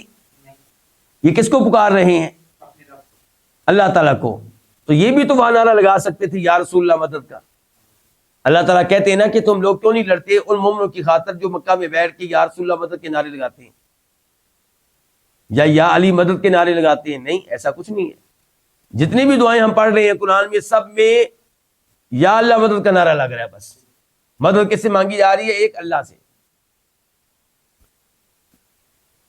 وَجْعَلْ اور تو بنا، لنا ہمارے لیے، من لدن کا اپنی طرف سے، ولین کوئی حمایتی، کوئی دوست، ہمارا کوئی حمایتی بنا دو، ہماری حمایت کرے اور ہمیں اس عذاب سے نکالے. وجعل اور تو بنا، لنا ہمارے لیے، من لدن کا اپنی طرف سے، نصیرن کوئی مددگار. تو یہ دعا ہے اللہ کے ان بندوں کی جو کسی کافر ملک میں پھنسے ہوتے ہیں، کافر ملک کی جیل میں پھنسے ہوتے ہیں ایمان اور اسلام کی وجہ سے. تو ان کے لیے بہترین یہ دعا ہے. آیت نمبر 76 الذین آمنوا یقاتلون فی سبیل اللہ. ایمان والوں کا لڑتے ہوئے ہدف کیا ہوتا ہے؟ ٹارگٹ کیا ہوتا ہے؟ مقصد کیا ہوتا ہے؟ فرمایا الذین آمنوا، وہ لوگ جو ایمان لائے، یقاتلون وہ لڑتے ہیں، فی سبیل اللہ اللہ کے راستے میں. کیا مطلب؟ اخلاص کے ساتھ، اللہ کو خوش کرنے کے لیے. لڑنے کا مقصد مال نہیں ہوتا، بہادری دکھانا مقصد نہیں ہے. والذین کفروا اور وہ لوگ جنہوں نے کفر کیا، یقاتلون وہ لڑتے ہیں، فی سبیل الطاغوت طاغوت کی راہ میں. ایمان والے لڑتے ہیں اللہ کے راستے میں، اور یہ لڑتے ہیں طاغوت کے راستے میں. طاغوت سے مراد کیا ہے؟ شیطان، باطل معبود، یہ سب کیا ہے؟ طاغوت ہے. تو شیطان سب سے پہلے اس میں داخل ہوگا کہ وہ لوگ جن کفر کیا لڑتے ہیں طاغوت کے راستے میں. فقاتلوا پس تم لڑو، اے ایمان والو تم لڑو، اولیاء الشیطان شیطان کے دوستوں سے. شیطان کے دوست کون ہیں؟ یہی کافر جو طاغوت کے راستے میں لڑتے ہیں. فرمایا تم ان سے لڑو. ان کید الشیطان کان ضعیفا، بے شک شیطان کی چال، کئی دفعہ کیا کریں گے ہم؟ چال. شیطان کی چال کان ضعیفا، کمزور ہے، ہمیشہ سے کمزور ہے. ایک شیطان جو چال چلتا ہے ایمان والوں کے خلاف، وہ چال کیا ہوتی ہے؟ کمزور ہوتی ہے. تو اس آیت میں بتا دیا گیا کہ ایمان والے لڑتے ہیں تو ان کا ہدف کیا ہوتا ہے، اور کافر لڑتے ہیں تو ان کا ہدف کیا ہوتا ہے. ایمان والوں کا مقصد اللہ کو راضی کرنا، اور کفار کا مقصد اپنے شیطان کو راضی کرنا، اور دیگر ان کو راضی کرنا جن کی اللہ کے علاوہ عبادت کی جاتی ہے. آیت نمبر 77 الم ترا، کیا آپ نے نہیں دیکھا، الی الذین ان لوگوں کو، قیلا کہ کہا گیا، لہم جن سے، کیا کہا گیا؟ کفو تم روکے رکھو، کس کو؟ ایدیکم اپنے ہاتھوں کو، واقیموا الصلاۃ اور نماز قائم کرو، وآتوا الزکاۃ اور زکوٰۃ ادا کرو. اچھا اپنے ہاتھوں کو روکے رکھو کس چیز سے؟ جنگ سے. ان کے مشرکین کفار سے تم نے لڑنا نہیں ہے، صبر کرو. کیا کرو؟ ابتدائی اسلام میں کہا گیا تھا. عبد الرحمن بن عوف کہتے ہیں کہ نبی علیہ الصلوۃ والسلام کے پاس آئے، عبد الرحمن بن عوف بھی، دیگر صحابہ کرام بھی، اور کہا اللہ کے رسول جب ہم مشرک تھے ہم تو بڑی عزت میں تھے، جب ہم کافر تھے ہم تو بڑی عزت میں تھے، اب مسلمان ہوئے ہم تو ذلیل ہو کے رہ گئے، اتنا ہمیں تنگ کر رہے ہیں لوگ، اتنا پریشان کر رہے ہیں اور ہم سے آگے سے لڑا بھی نہیں جاتا، آپ لڑنے کی ہمیں اجازت نہیں دے رہے. تو آپ نے کہا کہ مجھے حکم دیا گیا ہے درگزر کرنے کا، تو ان سے لڑنا نہیں ہے. پھر مدینہ میں آ کے ان کو لڑنے کی اجازت ملی. تو اللہ تعالیٰ بتا رہے ہیں کہ یہ وہ لوگ ہیں جن سے کہا گیا تھا کہ کفو ایدیکم، اپنے ہاتھوں کو روک کر رکھو، اور یہ کہتے تھے کب ہمیں لڑنے کی اجازت ملے گی. یہ آگے سے کہتے تھے ہمیں کب لڑنے کی، لیکن ان کے الفاظ سے ظاہر ہوتا تھا کہ لڑنے کے لیے بالکل تیار بیٹھے ہیں. اچھا، اور یہ کہاں کی بات ہے؟ آرڈر کب ملا تھا مسلمانوں کو؟ یہ مکہ میں، اور مکہ میں بھی ابتدائے اسلام میں.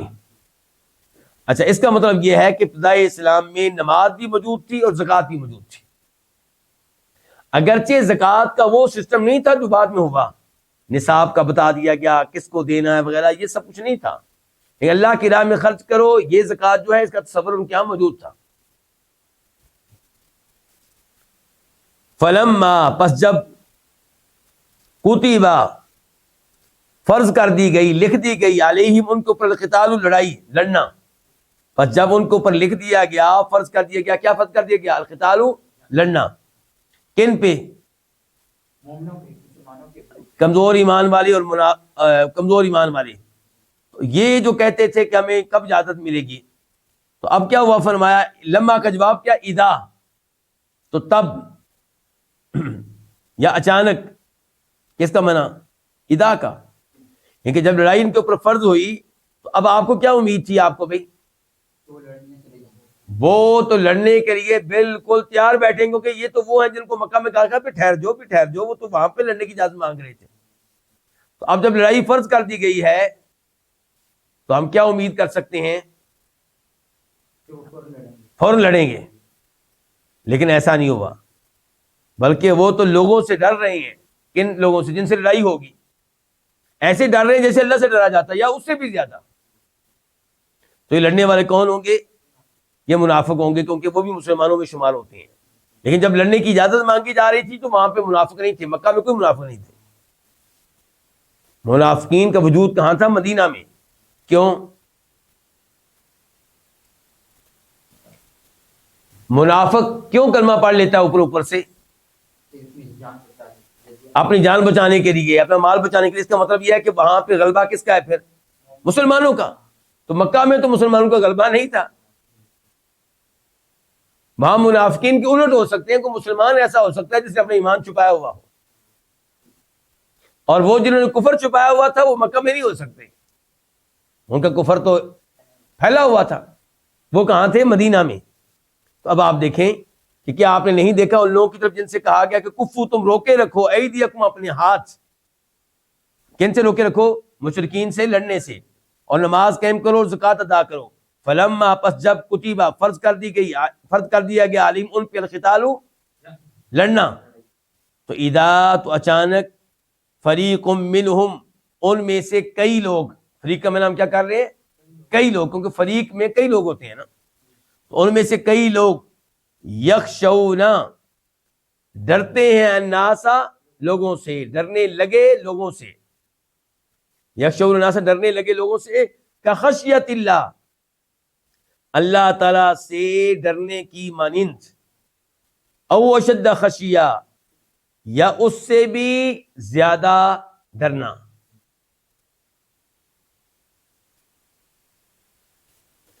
یعنی جب اللہ نے لڑائی فرض کر دی، اب ان کو لوگوں سے ڈر لگتا ہے کہ بھئی وہ تو تلواریں چلائیں گے، آگے سے وہ تو نیزے چلائیں گے. اب لوگوں سے ایسے ڈر رہے ہیں جیسے اللہ سے ڈرنا چاہیے، یا اس سے بھی زیادہ ڈر رہے ہیں. اس سے مراد کون ہوں گے؟ منافقین. ممکن ہے کچھ کمزور ایمان والے بھی اس میں شامل ہوں. وقالوا، اور انہوں نے کہا، ربنا، اے ہمارے رب، لما، کیوں، کتبتا، تو نے فرض کر دیا، علینا، ہم کے ہمارے اوپر کیا؟ لڑائی. کیوں تو نے ہمارے اوپر لڑنا فرض کر دیا ہے؟ لولا، کیوں نہیں، اخرتا، تو نے مہلت دی، نہ ہمیں، الی اجل قریب، ایک قریبی وقت تک. یعنی کہ ابھی لڑائی فرض نہیں ہونی چاہیے تھی، مزید کچھ سال 2 سال مل جاتے. جب بھی لڑائی فرض ہوتی انہوں نے یہی کہنا تھا. تو کہتے ہیں کیوں تو نے ہمارے اوپر لڑائی فرض کی ہے، کیوں نہیں تو نے ہمیں مہلت دی، قریب، ایک قریبی وقت تک. قل، کہہ دیجئے، متاع الدنیا، دنیا کا ساز و سامان، قلیل، تھوڑا ہے، یعنی کہ برقرار رہنے والا نہیں ہے، عارضی ہے، ختم ہو جانے والا ہے۔ والآخرۃ، الآخرت، خیر، بہت بہتر ہے، کس کے لیے؟ لمن اتقا، اس کے لیے جو تقوی اختیار کرے، جو اللہ سے ڈرنے والا ہو، جو اللہ کے عذاب سے ڈرنے والا ہو، اس کے لیے آخرت بہتر ہے۔ کس چیز سے بہتر ہے؟ دنیا سے، دنیا کے ساز و سامان سے۔ ولا تظلمون، اور تم پہ ظلم نہیں کیا جائے گا، اور تم ظلم نہیں کیے جاؤ گے، فتیلن، کس کے برابر؟ کھجور کی گٹھلی پہ موجود داغے کے برابر، یعنی کہ ذرا بار ظلم نہیں کیا جائے گا، مراد یہ ہے، بلکہ تمہیں تمہارا اجر پورے کا پورا ملے گا۔ اللہ کی راہ میں تمہارا لڑنا تمہارے کام آئے گا، ضائع نہیں جائے گا۔ آیت نمبر 78، 78، اینما، این کا معنی کیا ہوتا ہے؟ کہاں، اور ما زیادہ توکید کے لیے، جہاں، جہاں کہیں، اینما، جہاں کہیں، تکونو، تم ہوگے، کانا تاما ہے، جہاں کہیں تم ہوگے، یدرک، پالے گی، یدرک، پالے گی، کم، تمہیں، الموت، موت، یہ کہ جہاں بھی چلے جاؤ موت اپنے وقت مقررہ پہ آئے گی۔ موت سے بچنے کے لیے آپ جدھر بھی پناہ لے لیں، پناہ لینے کا فائدہ نہیں ہے۔ تم جہاں کہیں ہو گئی، موت تم کو پا لے گی۔ ان الفاظ کی کیا مناسبت ہے پچھلی آیت سے؟ اللہ کی راہ میں لڑنے سے کیوں ڈرتے ہو؟ اس لیے ڈرتے ہو کہ موت آ جائے گی، تو موت کا جو وقت مقرر ہے وہ تو آئے گا، چاہے تم گھر میں ہو گئی، تو جہاں کہیں تم ہوگے موت تم کو پا لے گی۔ ولو، اور اگرچہ، تم ہو، فی بروج مشیدہ، بروج برج ان کی جمع ہے، قلعہ مضبوط عمارت، بروج برج ان کی جمع ہے، کیا کہتے ہیں؟ قلعہ مضبوط عمارت۔ اور مشیدہ کا معنی ہوتا ہے اپنی جگہ پہ مضبوط، مضبوط، طاقتور۔ تو اللہ تعالیٰ کیا کہہ رہے ہیں؟ وَلَوْ كُنْتُمْ، اگرچہ تم ہو، فی بروج مشیدہ، مضبوط قلعوں میں، مضبوط عمارتوں میں، تب بھی موت اپنے وقت پہ آ جائے گی۔ یہ بلند و بالا عمارتیں، بلند و بالا دیواریں، یہ تمہیں ہر چیز سے بچا سکتی ہیں، لیکن اللہ تعالیٰ سے اور اس کی موت سے نہیں بچا سکتی۔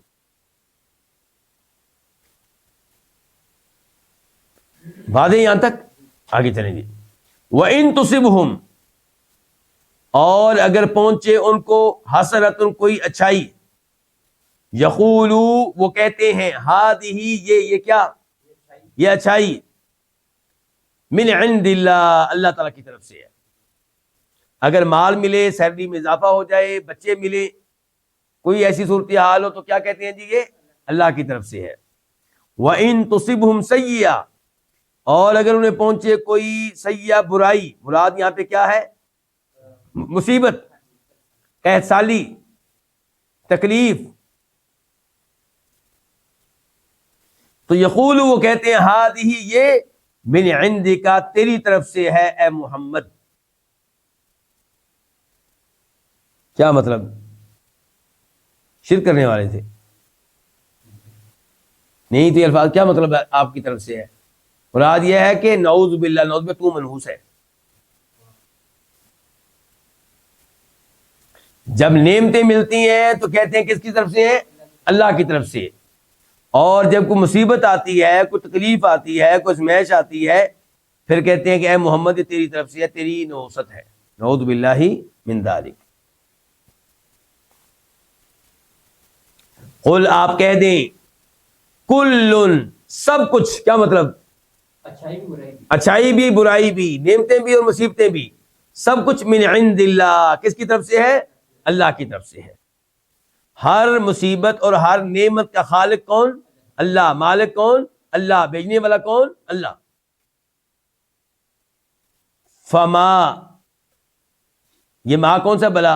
استفہامیہ، فما تو کیا ہے، لی ہؤلاء القوم ان لوگوں کو، یہ لی سمجھ گئے نا، یہ لی ایسے ہی ہے جیسے ہم نے کیا کہتے ہیں الحمدللہ، للہ کے لیے، فما لی ہؤلاء القوم تو پس کیا ہے ان لوگوں کو، گویا کہ اللہ تعالیٰ یہاں پہ ڈانٹ رہے ہیں، فرمایا پس کیا ہے ان لوگوں کو، لا یکادون نہیں یہ قریب ہیں کہ یفقہون کہ سمجھے حدیثاً کسی بھی بات کو۔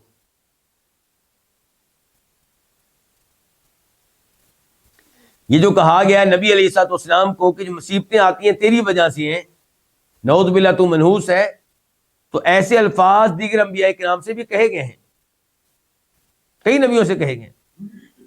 مثال کے طور پہ موسیٰ علیہ السلام سے کہا گیا وَإِن تُصِبْهُمْ سَیِّئَةٌ یَطَّیَّرُوا بِمُوسَىٰ وَمَن مَّعَهُ، اللہ تعالیٰ کہتے ہیں جب کوئی مصیبت آتی ہے ان پہ، فرعون کی قوم پہ، پھر کہتے ہیں اے موسیٰ تو اور جو تیرے ساتھ لوگ ہیں تم لوگ منحوس ہو،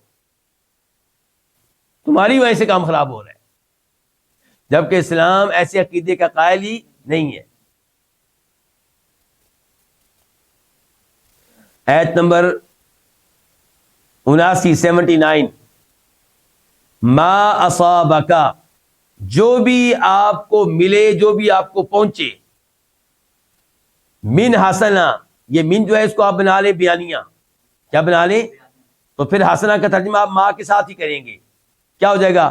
جو بھی اچھائی آپ کو ملے، جو بھی اچھائی آپ کو ملے، جو بھی اچھائی آپ کو پہنچے، فمن اللہ، فا کا معنی کیا؟ تو من اللہ، اللہ کی طرف سے ہے۔ من اللہ سے پہلے آپ کہہ سکتے ہیں کہ یہاں پہ ایک لفظ جو ہے مقدر ہے، پوشیدہ ہے، فہو من اللہ، تو وہ اللہ کی طرف سے ہے، جو بھی اچھائی پہنچے وہ اللہ کی طرف سے ہے۔ تو اوپر بھی یہ بات آئی تھی، دوبارہ آ گئی ہے، اوپر اللہ نے عقیدہ بیان کیا تھا کن کا؟ منافقین کا، کن کا؟ منافقین کا، کہ اگر کوئی خیر ملے تو کہتے ہیں اللہ کی طرف سے ہے، اگر مصیبت آئے تو کہتے ہیں محمد تیری وجہ سے ہے صلی اللہ علیہ وسلم۔ اب اللہ تعالیٰ کیا بیان کر رہے ہیں؟ درست بات، ما اصابک من حسنۃ، جو بھی اچھائی تجھے ملے فمن اللہ، تو وہ اللہ کی طرف سے ہے، وہ اللہ کا فضل ہے، اللہ کا کرم ہے، اللہ کی رحمت ہے، سمجھے نا علماء کرام؟ وما اصابک من سیئۃ، اور جو آپ کو پہنچے کیا؟ برائی، یعنی کہ جو بھی آپ کو، آپ پہ آئے کیا؟ تکلیف، فمن نفسی کا، تو وہ تیری طرف سے ہے، فہو من نفسی کا، تو وہ تیری طرف سے ہے۔ کیا فرق ہوا پہلی اوپر والی بات میں اس بات میں؟ وہ کہتے ہیں کہ محمد صلی اللہ علیہ وسلم کی وجہ سے اللہ نے کہا کہ ہر بندے کے اپنے ہاتھ کے، ہاں تو آپ کہیں تو تیری طرف سے ہے اے انسان، اوپر کیا تھا؟ ہاتھ میں دیکھا، تیری طرف سے اے محمد، کہہ رہے کون رہے تھے؟ منافقین علیہ الصلوۃ والسلام۔ اور اب اللہ تعالیٰ کہہ رہے ہیں کہ اے انسان، تیرے اوپر جو بھی برائی آئے، جو بھی مصیبت آئے، جو بھی بیماری آئے، فمن نفسی کا، تو وہ تیری اپنی طرف سے ہے۔ اس کا کیا مطلب ہے؟ وہ تیرے کرتوتوں کا نتیجہ ہے، وہ تیرے گناہوں کا نتیجہ ہے۔ وما اصابکم من مصیبت فبما کسبت ایدیکم ویعفو عن کثیر، سورہ شورى میں اللہ تعالیٰ فرماتے ہیں تمہارے اوپر جو بھی مصیبتیں آتی ہیں تمہارے گناہوں کی وجہ سے آتی ہیں، جبکہ اللہ تمہارے اکثر گناہوں کو نظر انداز کر دیتا ہے۔ اچھا، فمی نفسی کا وہ تیری طرف سے ہے، اس کا مطلب یہ ہے کہ نیکیوں کا خالق کون ہوا؟ اللہ تعالیٰ، اور برائیوں کا خالق کون ہوا؟ پھر اس کا کیا مطلب فمی نفسی کا؟ تو کہیں یہ سبب تو بنا ہے، بیماری آئی ہے، بیماری کا خالق اللہ ہی ہے، بیماری کو بھیجنے والا اللہ ہے، لیکن سبب کون ہے؟ تو خود تو، تیرے گناہ۔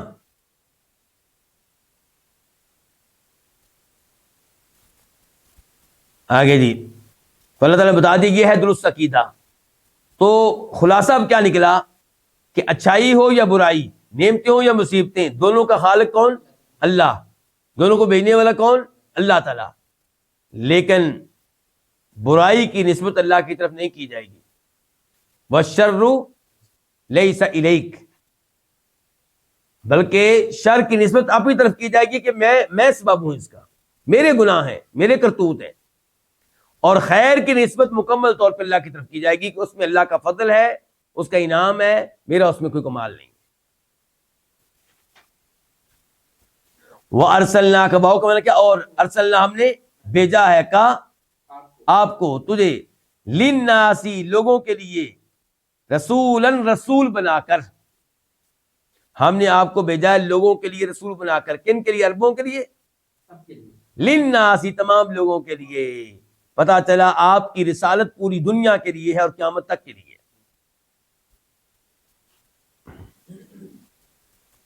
اچھا یہ الفاظ یہاں پہ کہنے کا مطلب کہ ہم نے آپ کو لوگوں کے رسول بنا کر بھیجا ہے، یعنی کہ آپ کا کام ہے اللہ کا پیغام پہنچا دینا، رسالت اللہ کا پیغام پہنچا دینا. وہ کام آپ نے کر دیا تو آپ ان کی باتوں کی ٹینشن نہ لیا کریں. وَكَفَى بِاللَّهِ شَهِيدًا، اور اللہ بہت کافی ہے شہیداً بطور گواہ. گواہ کس چیز پہ؟ اس بات کی شہادت دینے کے لحاظ سے کہ آپ اللہ کے رسول ہیں، اور اس بات کی شہادت دینے کے لحاظ سے بھی اللہ کافی ہے کہ آپ نے ہمارا پیغام پہنچا دیا، آپ پاس ہے.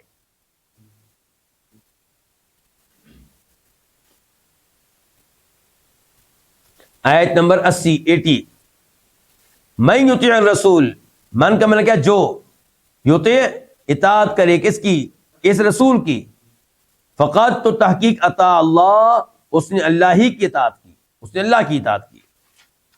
کیونکہ آپ کو بھیجنے والا کون؟ اور یہ کہنے والا کہ اللہ کے رسول کے آرڈر ماننے پڑیں گے، کہنے والا کون؟ اللہ.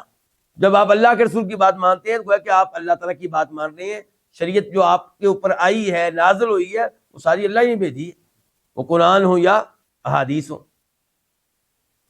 ومن تولا، اور جو پھر جائے، تولا پھر جائے، اعراض کرے، پھر جائے. کس چیز سے پھر جائے؟ یہاں پہ دیکھیں کس چیز سے پھر جائے. اللہ کے رسول کی اطاعت سے. جو اللہ کے رسول کی اطاعت نہ کرے، آپ کے آرڈر نہ مانے. ومن تولا، اور جو پھر جائے، اعراض کرے. فما، تو نہیں.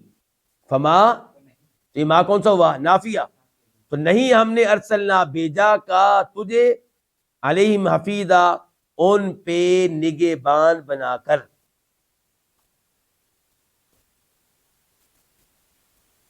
تو جو اللہ کے رسول کی اطاعت کرے گا اس نے اصل میں اللہ کی اطاعت کی، ان کے اللہ کو راضی کیا، اور اللہ سے سارا اجر و ثواب ملنا ہے. اور جو اللہ کے رسول آپ سے اعراض کرے تو ہم نے آپ کو ان پہ نگہبان بنا کر نہیں بھیجا. آپ کا کام تھا تبلیغ کرنا، وہ آپ نے کر دی ہے. وہ نہیں ایمان لاتے، نہیں آپ کی اطاعت کرتے، تو اس میں آپ کی کوئی غلطی نہیں ہے. آیت نمبر 81 وَيَقُولُونَ، اور وہ کہتے ہیں کون؟ منافقین. وہ کہتے ہیں طاعۃ، اطاعت ہوگی. اور وہ کیا کہتے ہیں؟ طاعۃ، کیا ہوگی؟ اطاعت ہوگی. ان کے امرنا طاعۃ، ہمارا کام ہے اطاعت کرنا اور ہم کریں گے، ہم اللہ کے رسول کی بات مانیں گے. وَيَقُولُ، کہتے ہیں طاعۃ، طاعت ہوگی. فَإِذَا، تو جب برزوا، وہ نکلتے ہیں، من عندک، آپ کی طرف سے، آپ کے پاس سے. جب وہ نکلتے ہیں آپ کے پاس سے. بیتا،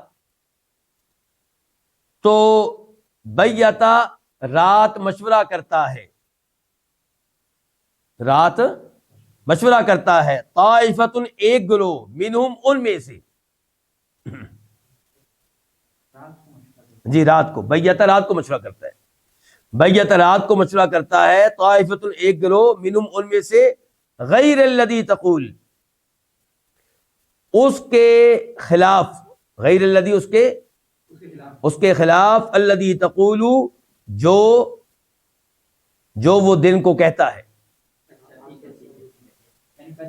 دن کے ٹائم اعلان ہوتا ہے کہ ہم اللہ کے رسول کی بات مانیں گے، کلمہ پڑھا بھی، ہم بھی مسلمان ہیں. اور رات کو مشورے ہوتے ہیں اسلام کے خلاف، اللہ کے رسول کے خلاف، مسلمانوں کے خلاف. یہ کون بتایا؟ یہ رات کس نے کھولا؟ اللہ تعالیٰ نے. اسی لیے علماء کرام کہتے ہیں، میرا جملہ دھیان سے سننا آپ نے، اسی لیے علماء کرام کہتے ہیں کہ سیرت نبوی پہ سب سے عمدہ کتاب خود قرآن ہے. قرآن جس طرح آپ کی سیرت بیان کرتا ہے کوئی اور بیان کر ہی نہیں سکتا. قرآن خفیہ باتیں بھی بیان کرتا ہے. مؤلف کتاب لکھے گا خفیہ باتیں نہیں لکھ سکے گا. قرآن بیان کرتا ہے آپ کے منافقین وہ کیا سازشیں کرتے تھے آپ کے خلاف، ان کے دلوں میں کیا زہر تھا آپ کے خلاف. اور وہ یہ بھی بیان کرتے ہیں اللہ کے رسول، اللہ تعالیٰ یہ بھی بیان کرتا ہے، قرآن یہ بھی بیان کرتا ہے اللہ کے رسول کے دل پہ کیا گزر رہی تھی. دلی معاملات، یہ سیرت جو ہے اللہ تعالیٰ کے علاوہ کوئی بیان کر سکتا ہے؟ نہیں کر سکتا۔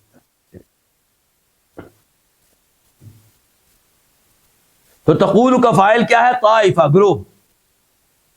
دیکھ لیں، فَإِذَا، تو جب برزو نکلتے ہیں، من عندک، آپ کے پاس سے، ان کے آپ کی مجلس سے، تو بیتا، تو رات کو مشورہ کرتا ہے، طائفتن، ایک گروہ، منہم، ان میں سے، غیر الذی، اس کے خلاف، الذی تقول، جو وہ کہتا ہے۔ کب کہتا ہے؟ دن کے ٹائم۔ جی، واللہ، اللہ تعالیٰ، یکتب، لکھ رہا ہے، ما یبیتون، جو وہ رات کو مشورے کرتے ہیں۔ اللہ ان مشوروں کو لکھ رہا ہے جو وہ رات کو کرتے ہیں، جو جو منصوبے بناتے ہیں اسلام کے خلاف، قرآن کے خلاف، مسلمانوں کے خلاف، اللہ تعالیٰ سب کچھ لکھ رہے ہیں۔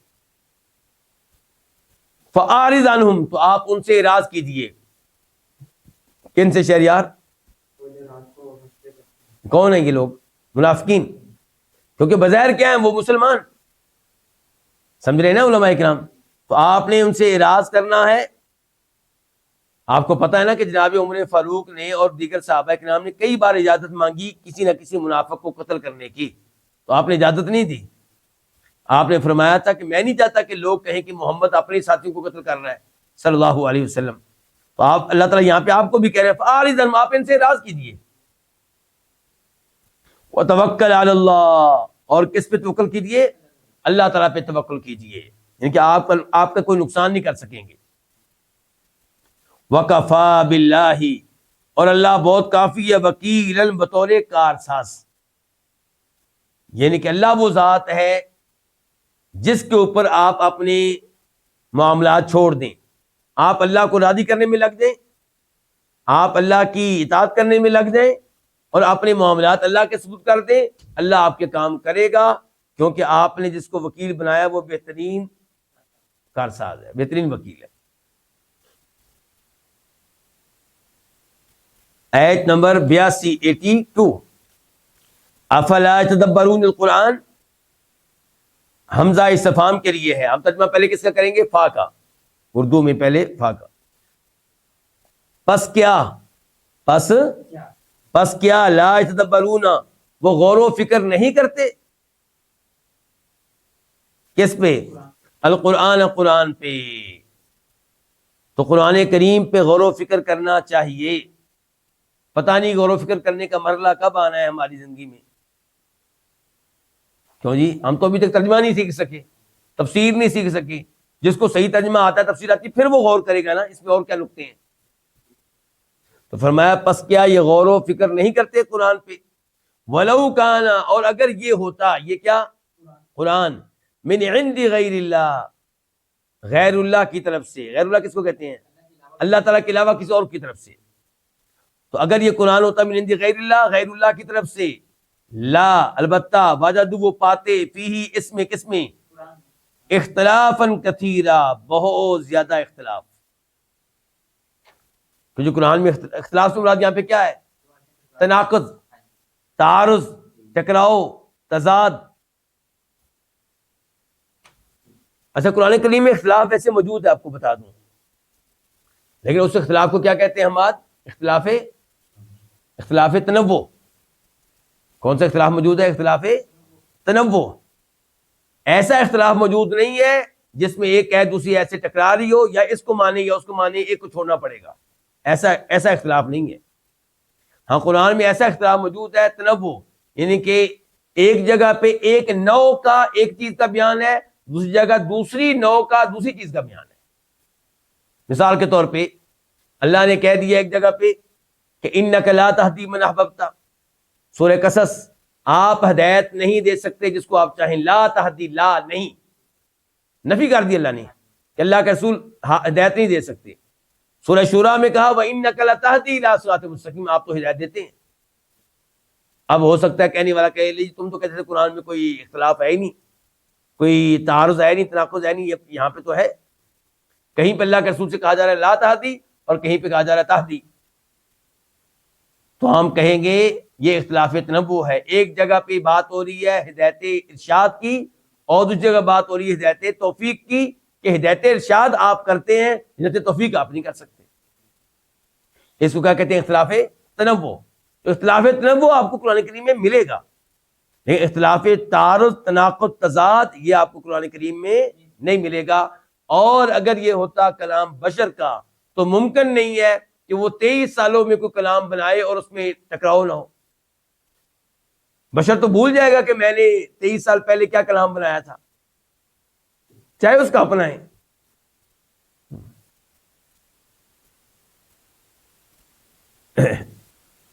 تو قرآن کریم میں اختلاف کیا ہوگا؟ بلکہ قرآن کریم تو متشابہ ہے۔ اللہ نزل احسن الحدیث کتابا متشابہا، پورے کا پورا قرآن متشابہ ہے، یعنی کہ ایک آیت دوسری آیت کی تصدیق و تائید کرتی ہے، ایک آیت دوسری آیت کے معنی و مفہوم کی تائید کرتی ہے، نہ کہ تردید۔ آیت نمبر 83 وَإِذَا، اور جب، جاء آتا ہے، ہم ان کے پاس، کن کے پاس؟ ان منافقوں کے پاس کیا آتا ہے؟ امر، کوئی معاملہ، بالامن، امن سے تعلق رکھنے والا، اب الخوفی، یا خوف سے، اذاعوا، تو وہ مشہور کر دیتے ہیں، پھیلا دیتے ہیں، بھی اسے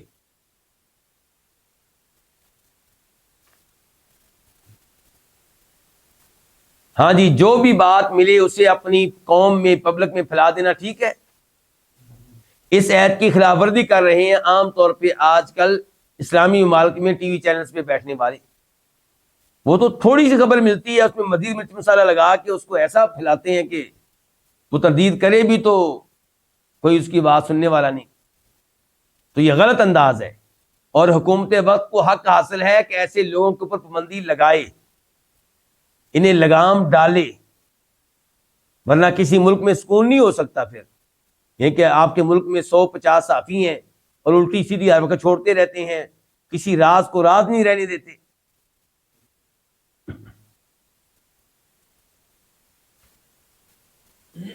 یہاں پہ ایک حدیث مناسب ہوگی اس آیت کے لحاظ سے، فرماتے ہیں نبی علیہ الصلوۃ والسلام، مسلم شریف کی حدیث ہے، کفا بالمرء کذبا ان یحدث بکل ما سمع، کہ آدمی کے جھوٹا ہونے کے لیے اتنا کافی ہے کہ جو بات سنی تحقیق کے بغیر آگے بیان کر دی۔ بعد میں کہا جی میں تو وہاں سے لی تھی، مجھے تو فلاں وزیر نے یہ بات بتائی تھی، مجھے فلاں منسٹری کی فلاں ملازم نے اور کسی آفیسر نے یہ بات بتائی تھی۔ تو ہر بات آگے کئی دفعہ سچی باتیں بھی چھپانے والی ہوتی ہیں، کئی دفعہ سچی باتیں بھی کیا ہوتی ہیں؟ چھپانے والی، تاکہ قوم میں افراتفری نہ پھیلے، قوم میں انتشار نہ پھیلے۔ وَإِذَا، اور جب، جاء آتا ہے، ہم ان کے پاس، امر، کوئی معاملہ، کوئی بات، من الامن، امن سے تعلق رکھنے والی، مثال کے طور پہ مسلمان فلاں جگہ پہ جیت چکے ہیں، فلاں جگہ جہاد کے لیے گئے تھے تو جیت چکے ہیں، اب الخوف، یا خوف کی بات آتی ہے، فلاں جگہ مسلمانوں کو شکست ہوئی ہے، اذاعوا، تو وہ مشہور کر دیتے ہیں، پھیلا دیتے ہیں، بھی اس کو، اس امر کو، اس معاملے کو، ولو، اور اگر، ردوہ، وہ اس کو لٹا دیتے، کس کو؟ اس امر کو، اس خبر کو، اس امر کو، اس کو لٹا دیتے، الی رسول، کس کی طرف؟ رسول علیہ السلام کی طرف، وَإِلَىٰ أُولِي الْأَمْرِ مِنْهُمْ، اور اپنے اصحاب امر کی طرف، منہم، اپنے میں سے۔ اولی کا مطلب کیا ہوتا ہے؟ والے، امر والے، یعنی کہ ذمہ داری والے، حکمران۔ اگر وہ اس کو لٹاتے رسول کی طرف، وَأُولِي الْأَمْرِ مِنْهُمْ، اور اپنے میں سے حکم دینے والوں کی طرف، اپنے میں سے حکم دینے والوں کی طرف یہ اس معاملے کو لے آتے پبلک میں پھیلانے کی بجائے، تو کیا ہوتا؟ لا علیمہ، 3 الفاظ ہیں، نام کا مطلب کیا؟ البتہ، علیمہ، جان لیتے، یرحمک اللہ، جان لیتے ہو اس کو، کون جان لیتے؟ حکمران اور رسول، الذین، آگے آ رہے، الذین، وہ لوگ، یستنبطون، یستنبطون الگ ہے، ہو الگ ہے، جو اصل بات نکالتے ہیں، جو تحقیق کرتے ہیں، یہ سب تحقیق کرتے ہیں، ہو اس کی، منہم، ان میں سے،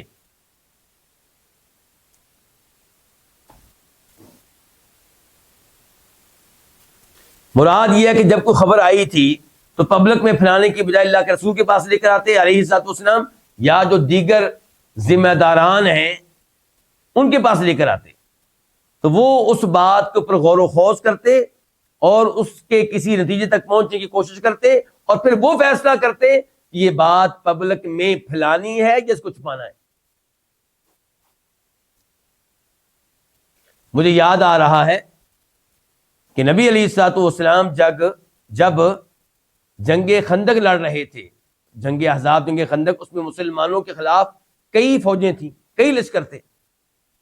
اچھا، نبی علیہ السلام کا مسلمانوں کا معاہدہ تھا ان یہودی قبائل سے جو مدینہ کے دائیں بائیں رہتے تھے، تو اس لحاظ سے بنی قریظہ کو چاہیے تھا، اور یہ یہودی قبیلہ ہے، کہ مسلمانوں کا ساتھ دیتے، ساتھ نہیں دے سکتے، چپ رہتے، کم از کم خاموش رہتے، لیکن وہ مل گئے اہل مکہ کے ساتھ، مشرکین مکہ کے ساتھ، اور ان کا ساتھ دیا مسلمانوں کے خلاف۔ جب یہ اطلاعات پہنچی اللہ کے نبی علیہ الصلوۃ والسلام کو، تو آپ نے اپنے ایک صحابی کو بھیجا تھا، حقیقت حال معلوم کر کے آؤ، اور اس سے کہا تھا یہ بات کسی کو نہیں بتانی، صرف مجھے آ کے بتانی۔ تو آپ کا یہ کہہ دینا کافی نہیں ہے کہ میں نے سچ کہا ہے جی، میں نے سچی خبر لیک کی ہے جی۔ آپ بڑے ہوشیار بنتے ہیں، لو جی یہ حکومت باتیں چھپاتی ہے جی، تو چھپانی چاہیے کئی باتیں، ہر بات زہر کرنے والی نہیں ہوتی۔ کیا آپ اپنے گھر کی ہر بات بیان کر دیتے ہیں؟ دوسرے لوگوں کو چھوڑیے، آپ اپنے گھر کی ہر بات گھر کے ہر ممبر کو بتاتے ہیں؟ بہو کے بارے میں کوئی بات ہوتی ہے، وہ آپ کس سے کرتے ہیں؟ اپنی بیگم سے، ان کی بہو کی ساس سے، بہو سے بھی چھپاتے ہیں، اپنے بیٹے سے بھی چھپاتے ہیں، اور بیٹا اور بہو آپس میں کوئی نہ کوئی بات کر لیتے ہیں اپنے ان کے لڑکے کے والدین کے بارے میں، اور اس سے چھپاتے ہیں۔ تو ہر بات ہر ایک کے سامنے ظاہر کرنے والی نہیں ہوتی۔ تو یہ بڑا اسلام کا اہم اصول ہے، کاش اس کے اوپر مسلمان عمل کریں۔ تو فرمایا وَلَوْ رَدُّوهُ، اگر اس بات کو لٹاتے اس رسول کی طرف، وَإِلَىٰ أُولِي الْأَمْرِ مِنْهُمْ، اور اپنے میں سے حکم دینے والوں کی طرف، لَعَلِمَ، البتہ جان لیتے ہو اس کو، یعنی کہ تحقیق کرتے، مراد کیا تحقیق کرتے، البتہ جان لیتے اس کو، الذین، وہ لوگ، یستنبطونہ، جو اس بات کی تہ تک پہنچتے، یستنبطون، تحقیق کرتے، اصل مطلب نکالتے، اس بات کی تہ تک پہنچتے، منہم، ان میں سے، ولولا، اور اگر نہ ہوتا، فضل اللہ، اللہ تعالیٰ کا فضل، علیکم، تم پہ، ورحمتہ، اور اس کی رحمت، لاتبعتم الشیطان الا قلیلا، البتہ تم پیروکار بن چکے ہوتے، لاتبعتم، لام الگ ہے، البتہ تم پیچھے لگ چکے ہوتے، پیروکار بن چکے ہوتے، شیطان کس کے؟ شیطان کے، الا قلیلا، سوائے تھوڑوں کے۔ اللہ کا فضل، اللہ کی رحمت ہے کہ اس نے تم کو شیطان کا پیروکار بننے سے بچا لیا۔ واضح یہاں تک؟ ایت نمبر اب پڑھنے لگے ہم 84، 84، فقاتل، تو آپ لڑیے، یہ فعل امر ہے، آرڈر کا لفظ ہے، تو آپ لڑیے، فی سبیل اللہ، اللہ تعالیٰ کے راستے میں، یعنی کہ اللہ کو راضی کرنے کے لیے، اللہ کی خوشنودی کو پانے کے لیے۔ لا تکلفو، آپ کو ذمہ دار نہیں بنایا جاتا، آپ پہ ذمہ داری نہیں ڈالی جاتی، الا نفسک، مگر آپ کے نفس کی، آپ کی ذات کی، وحرد، اور آپ ترغیب دیں، المؤمنین، کن کو؟ مومنوں کو، کس چیز کی؟ لڑنے کی۔ اچھا، اس آیت میں اللہ نے پہلے تو لڑنے کا حکم دیا، اور پھر کہا کہ اس کے مکلف خود آپ ہیں، کوئی اور یہ بات مانے نہ مانے، ساتھ چلے نہ چلے، آپ نے کام کرنا ہے۔ تو مخاطب تو اس میں کیا گیا اللہ کے رسول علیہ الصلوۃ والسلام کو، لیکن مراد اس سے اللہ کے رسول بھی ہیں اور میں اور آپ بھی ہیں۔ تو میرے اور آپ کے لیے یہ کہنا کافی نہیں ہوگا کہ باقی لوگ نہیں نکل رہے تو میں کیسے نکلوں، لیکن شرط یہ ہے کہ لڑائی کون سی ہو؟ شرعی اصولوں کے مطابق ہو۔ فرمایا فقاتل، تو آپ لڑے، فی سبیل اللہ تعالیٰ کے راستے میں، لا تکلفو، آپ پہ ذمہ داری نہیں ڈالی جاتی، آپ کو ذمہ دار نہیں بنایا جاتا، الا نفسک، مگر آپ کی ذات کا۔ دوسروں کے ساتھ آپ نے کیا کرنا ہے؟ ترغیب دینی ہے، وحرد، اور آپ ترغیب دیں کن کو؟ المؤمنین، مومنوں کو۔ عسى اللہ، قریب ہے کہ اللہ تعالیٰ، ان یکفا کہ روک دے باس الذین ان لوگوں کی لڑائی کفروا جنہوں نے کفر کیا، یعنی کہ وقت قریب ہے کہ جب اللہ تعالیٰ ان لوگوں کا زور توڑ دے گا جنہوں نے کیا کیا، کفر کیا، ان قریب اللہ تعالیٰ ان کا زور توڑ دے گا۔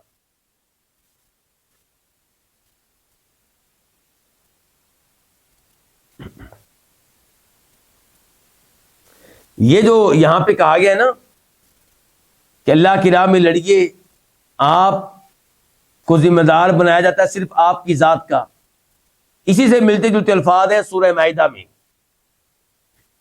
آیت نمبر 25 میں 25، جب موسیٰ علیہ السلام نے اپنی قوم سے مطالبہ کیا کس کا، لڑنے کا، کس کا مطالبہ کیا، لڑنے کا، لیکن وہ نہیں چلے لڑنے کے لیے، انہوں نے بات نہیں مانی، انہوں نے کہا جی آپ لڑیں اور آپ کا رب لڑے، ہم تو یہاں پہ بیٹھے ہوئے ہیں، جب فتح مل جائے ہمیں بتا دینا پھر ہم آ جائیں گے۔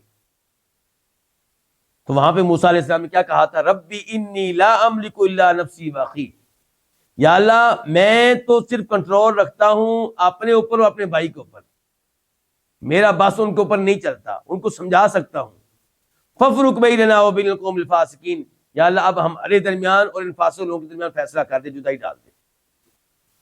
تو ایسے الفاظ یہ ہیں کہ لا تکلف الا نفسک، آپ کو ذمہ دار نہیں بنایا جاتا مگر آپ کی ذات کا، وحرد المؤمنین، آپ مومنوں کو ترغیب دیں، عسى اللہ، قریب ہے کہ اللہ تعالیٰ ان یکفا کہ وہ روک دے ان لوگوں کی لڑائی جنہوں نے کفر کیا، یعنی کہ ان کی لڑائی کا زور توڑ دے۔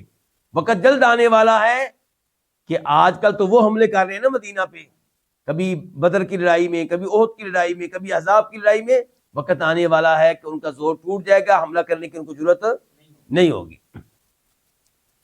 واللہ، اللہ تعالیٰ، اشد، زیادہ آگے ہے، زیادہ سخت ہے، بأسن، لڑائی کے اعتبار سے، یعنی کہ اللہ تعالیٰ ایمان والوں کو جب لڑائے گا تو اللہ ان کو فتح دے گا، اللہ زیادہ آگے ہے، زیادہ سخت ہے، بأسن، لڑائی کے اعتبار سے، واشد، اور اللہ تعالیٰ بہت سخت ہے، تنقیلا، سزا دینے کے اعتبار سے۔ کن کو سزا دینے کے اعتبار سے؟ کافروں کو، ان کو عبرت کا نشان بنانے کے لحاظ سے۔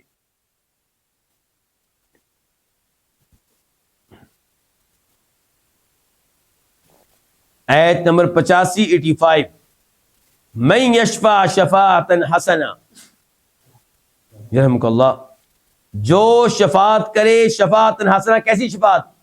اچھی شفاعت، وہ شفاعت جو کرنی چاہیے، سفارش، یکن، ہوگا، لہو، اس کے لیے، کس کے لیے؟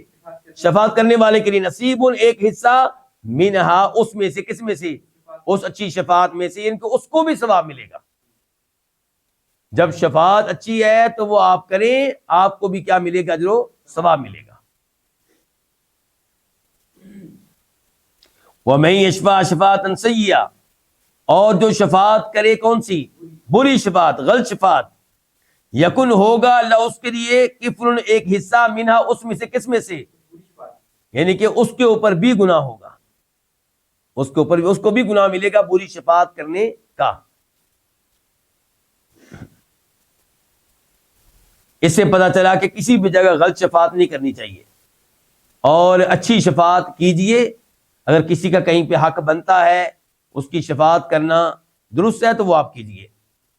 وَكَانَ اللَّهُ، اللہ تعالیٰ، عَلَىٰ كُلِّ شَيْءٍ، ہر چیز پہ، مُقِیتًا، نگہبان ہے، یعنی کہ اللہ تعالیٰ دیکھ رہا ہے کون اچھی شفاعت کرتا ہے اور کون بری شفاعت کرتا ہے۔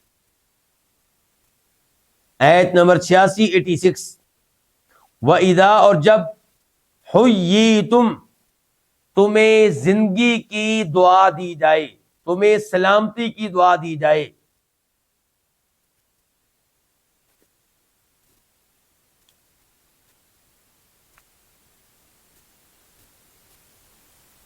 اسی سے ہوتا ہے نا حیات، زندگی، تو حیا یحیی، تمہیں زندگی کی دعا دی جائے، یعنی کہ اللہ آپ کو زندگی دے، اللہ آپ کو سلامت رکھے، یہ مراد ہے۔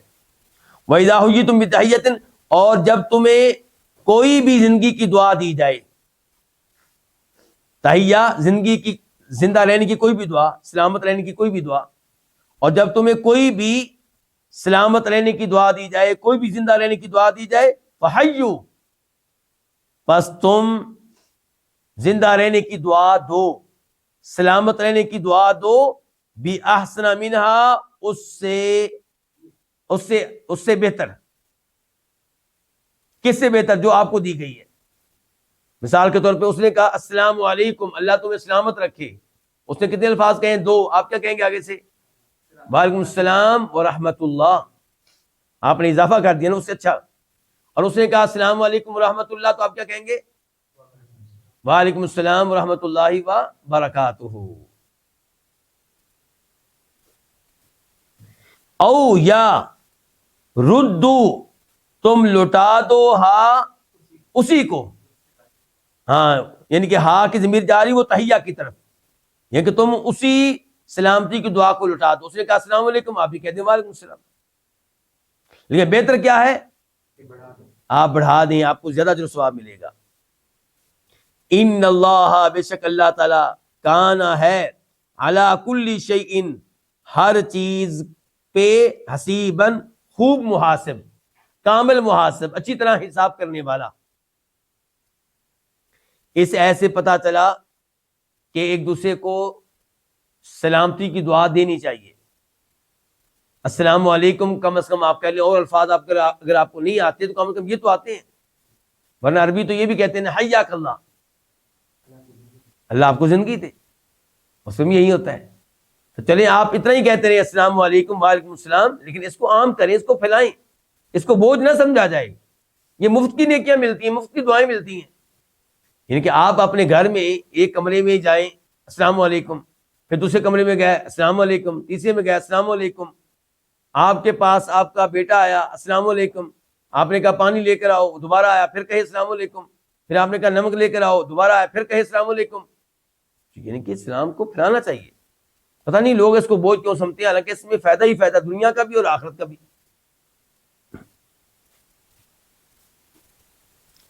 اللہ، اللہ تعالیٰ وہ ہے کہ لا الہ الا ہوا، نہیں ہے کوئی معبود برحق مگر وہی. آپ جانتے ہیں کہ لا الہ، یہاں پہ کہ لفظ کیا مقدر ہے پوشیدہ، کہ لا الہ حق. اللہ وہ ہے کہ نہیں ہے کوئی معبود برحق الا ہوا مگر وہی. لا یجمعنکم، لام کا معنی کیا؟ البتہ، یقیناً، ضرور. اور یجمعنا کے آخر میں جو نون ہے، نون کا معنی بھی یہی ہے، لازمی طور پہ، یقیناً، ضرور. تو لا یجمعنکم، البتہ لازمی طور پہ وہ اکٹھا کرے گا تمہیں الی یوم القیامہ، البتہ وہ لازمی طور پہ تمہیں اکٹھا کر کے لے کر آئے گا کس کی طرف؟ قیامت کے دن کی طرف. لا ریب فیہ، جس میں کوئی شک و شبہ نہیں ہے، وہ آ کر رہے گا. ومن، اور کون، اصدق، زیادہ سچا ہے، من اللہ، اللہ سے، اور اللہ سے بڑھ کر سچا کون ہے؟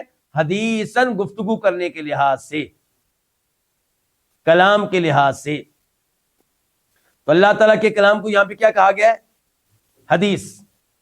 عام طور پہ حدیث کہا جاتا ہے نبی علیہ الصلوۃ والسلام کے کلام کو. تو اس لیے جب کوئی کہتا ہے کہ میں اہل الحدیث میں سے ہوں، اس کا مطلب یہ ہے کہ میں قرآن و حدیث ماننے والوں میں سے ہوں. یہیں پہ آج کے درس کا اختتام کرتے ہیں. اللہ رب العزت سے دعا ہے کہ اللہ تعالی ہمیں قرآن کریم صحیح معنوں میں سیکھنے کی توفیق عنایت فرمائے، دل جمعی کے ساتھ، توجہ کے ساتھ، مسلسل. وآخر دعوانا الحمد للہ رب العالمین.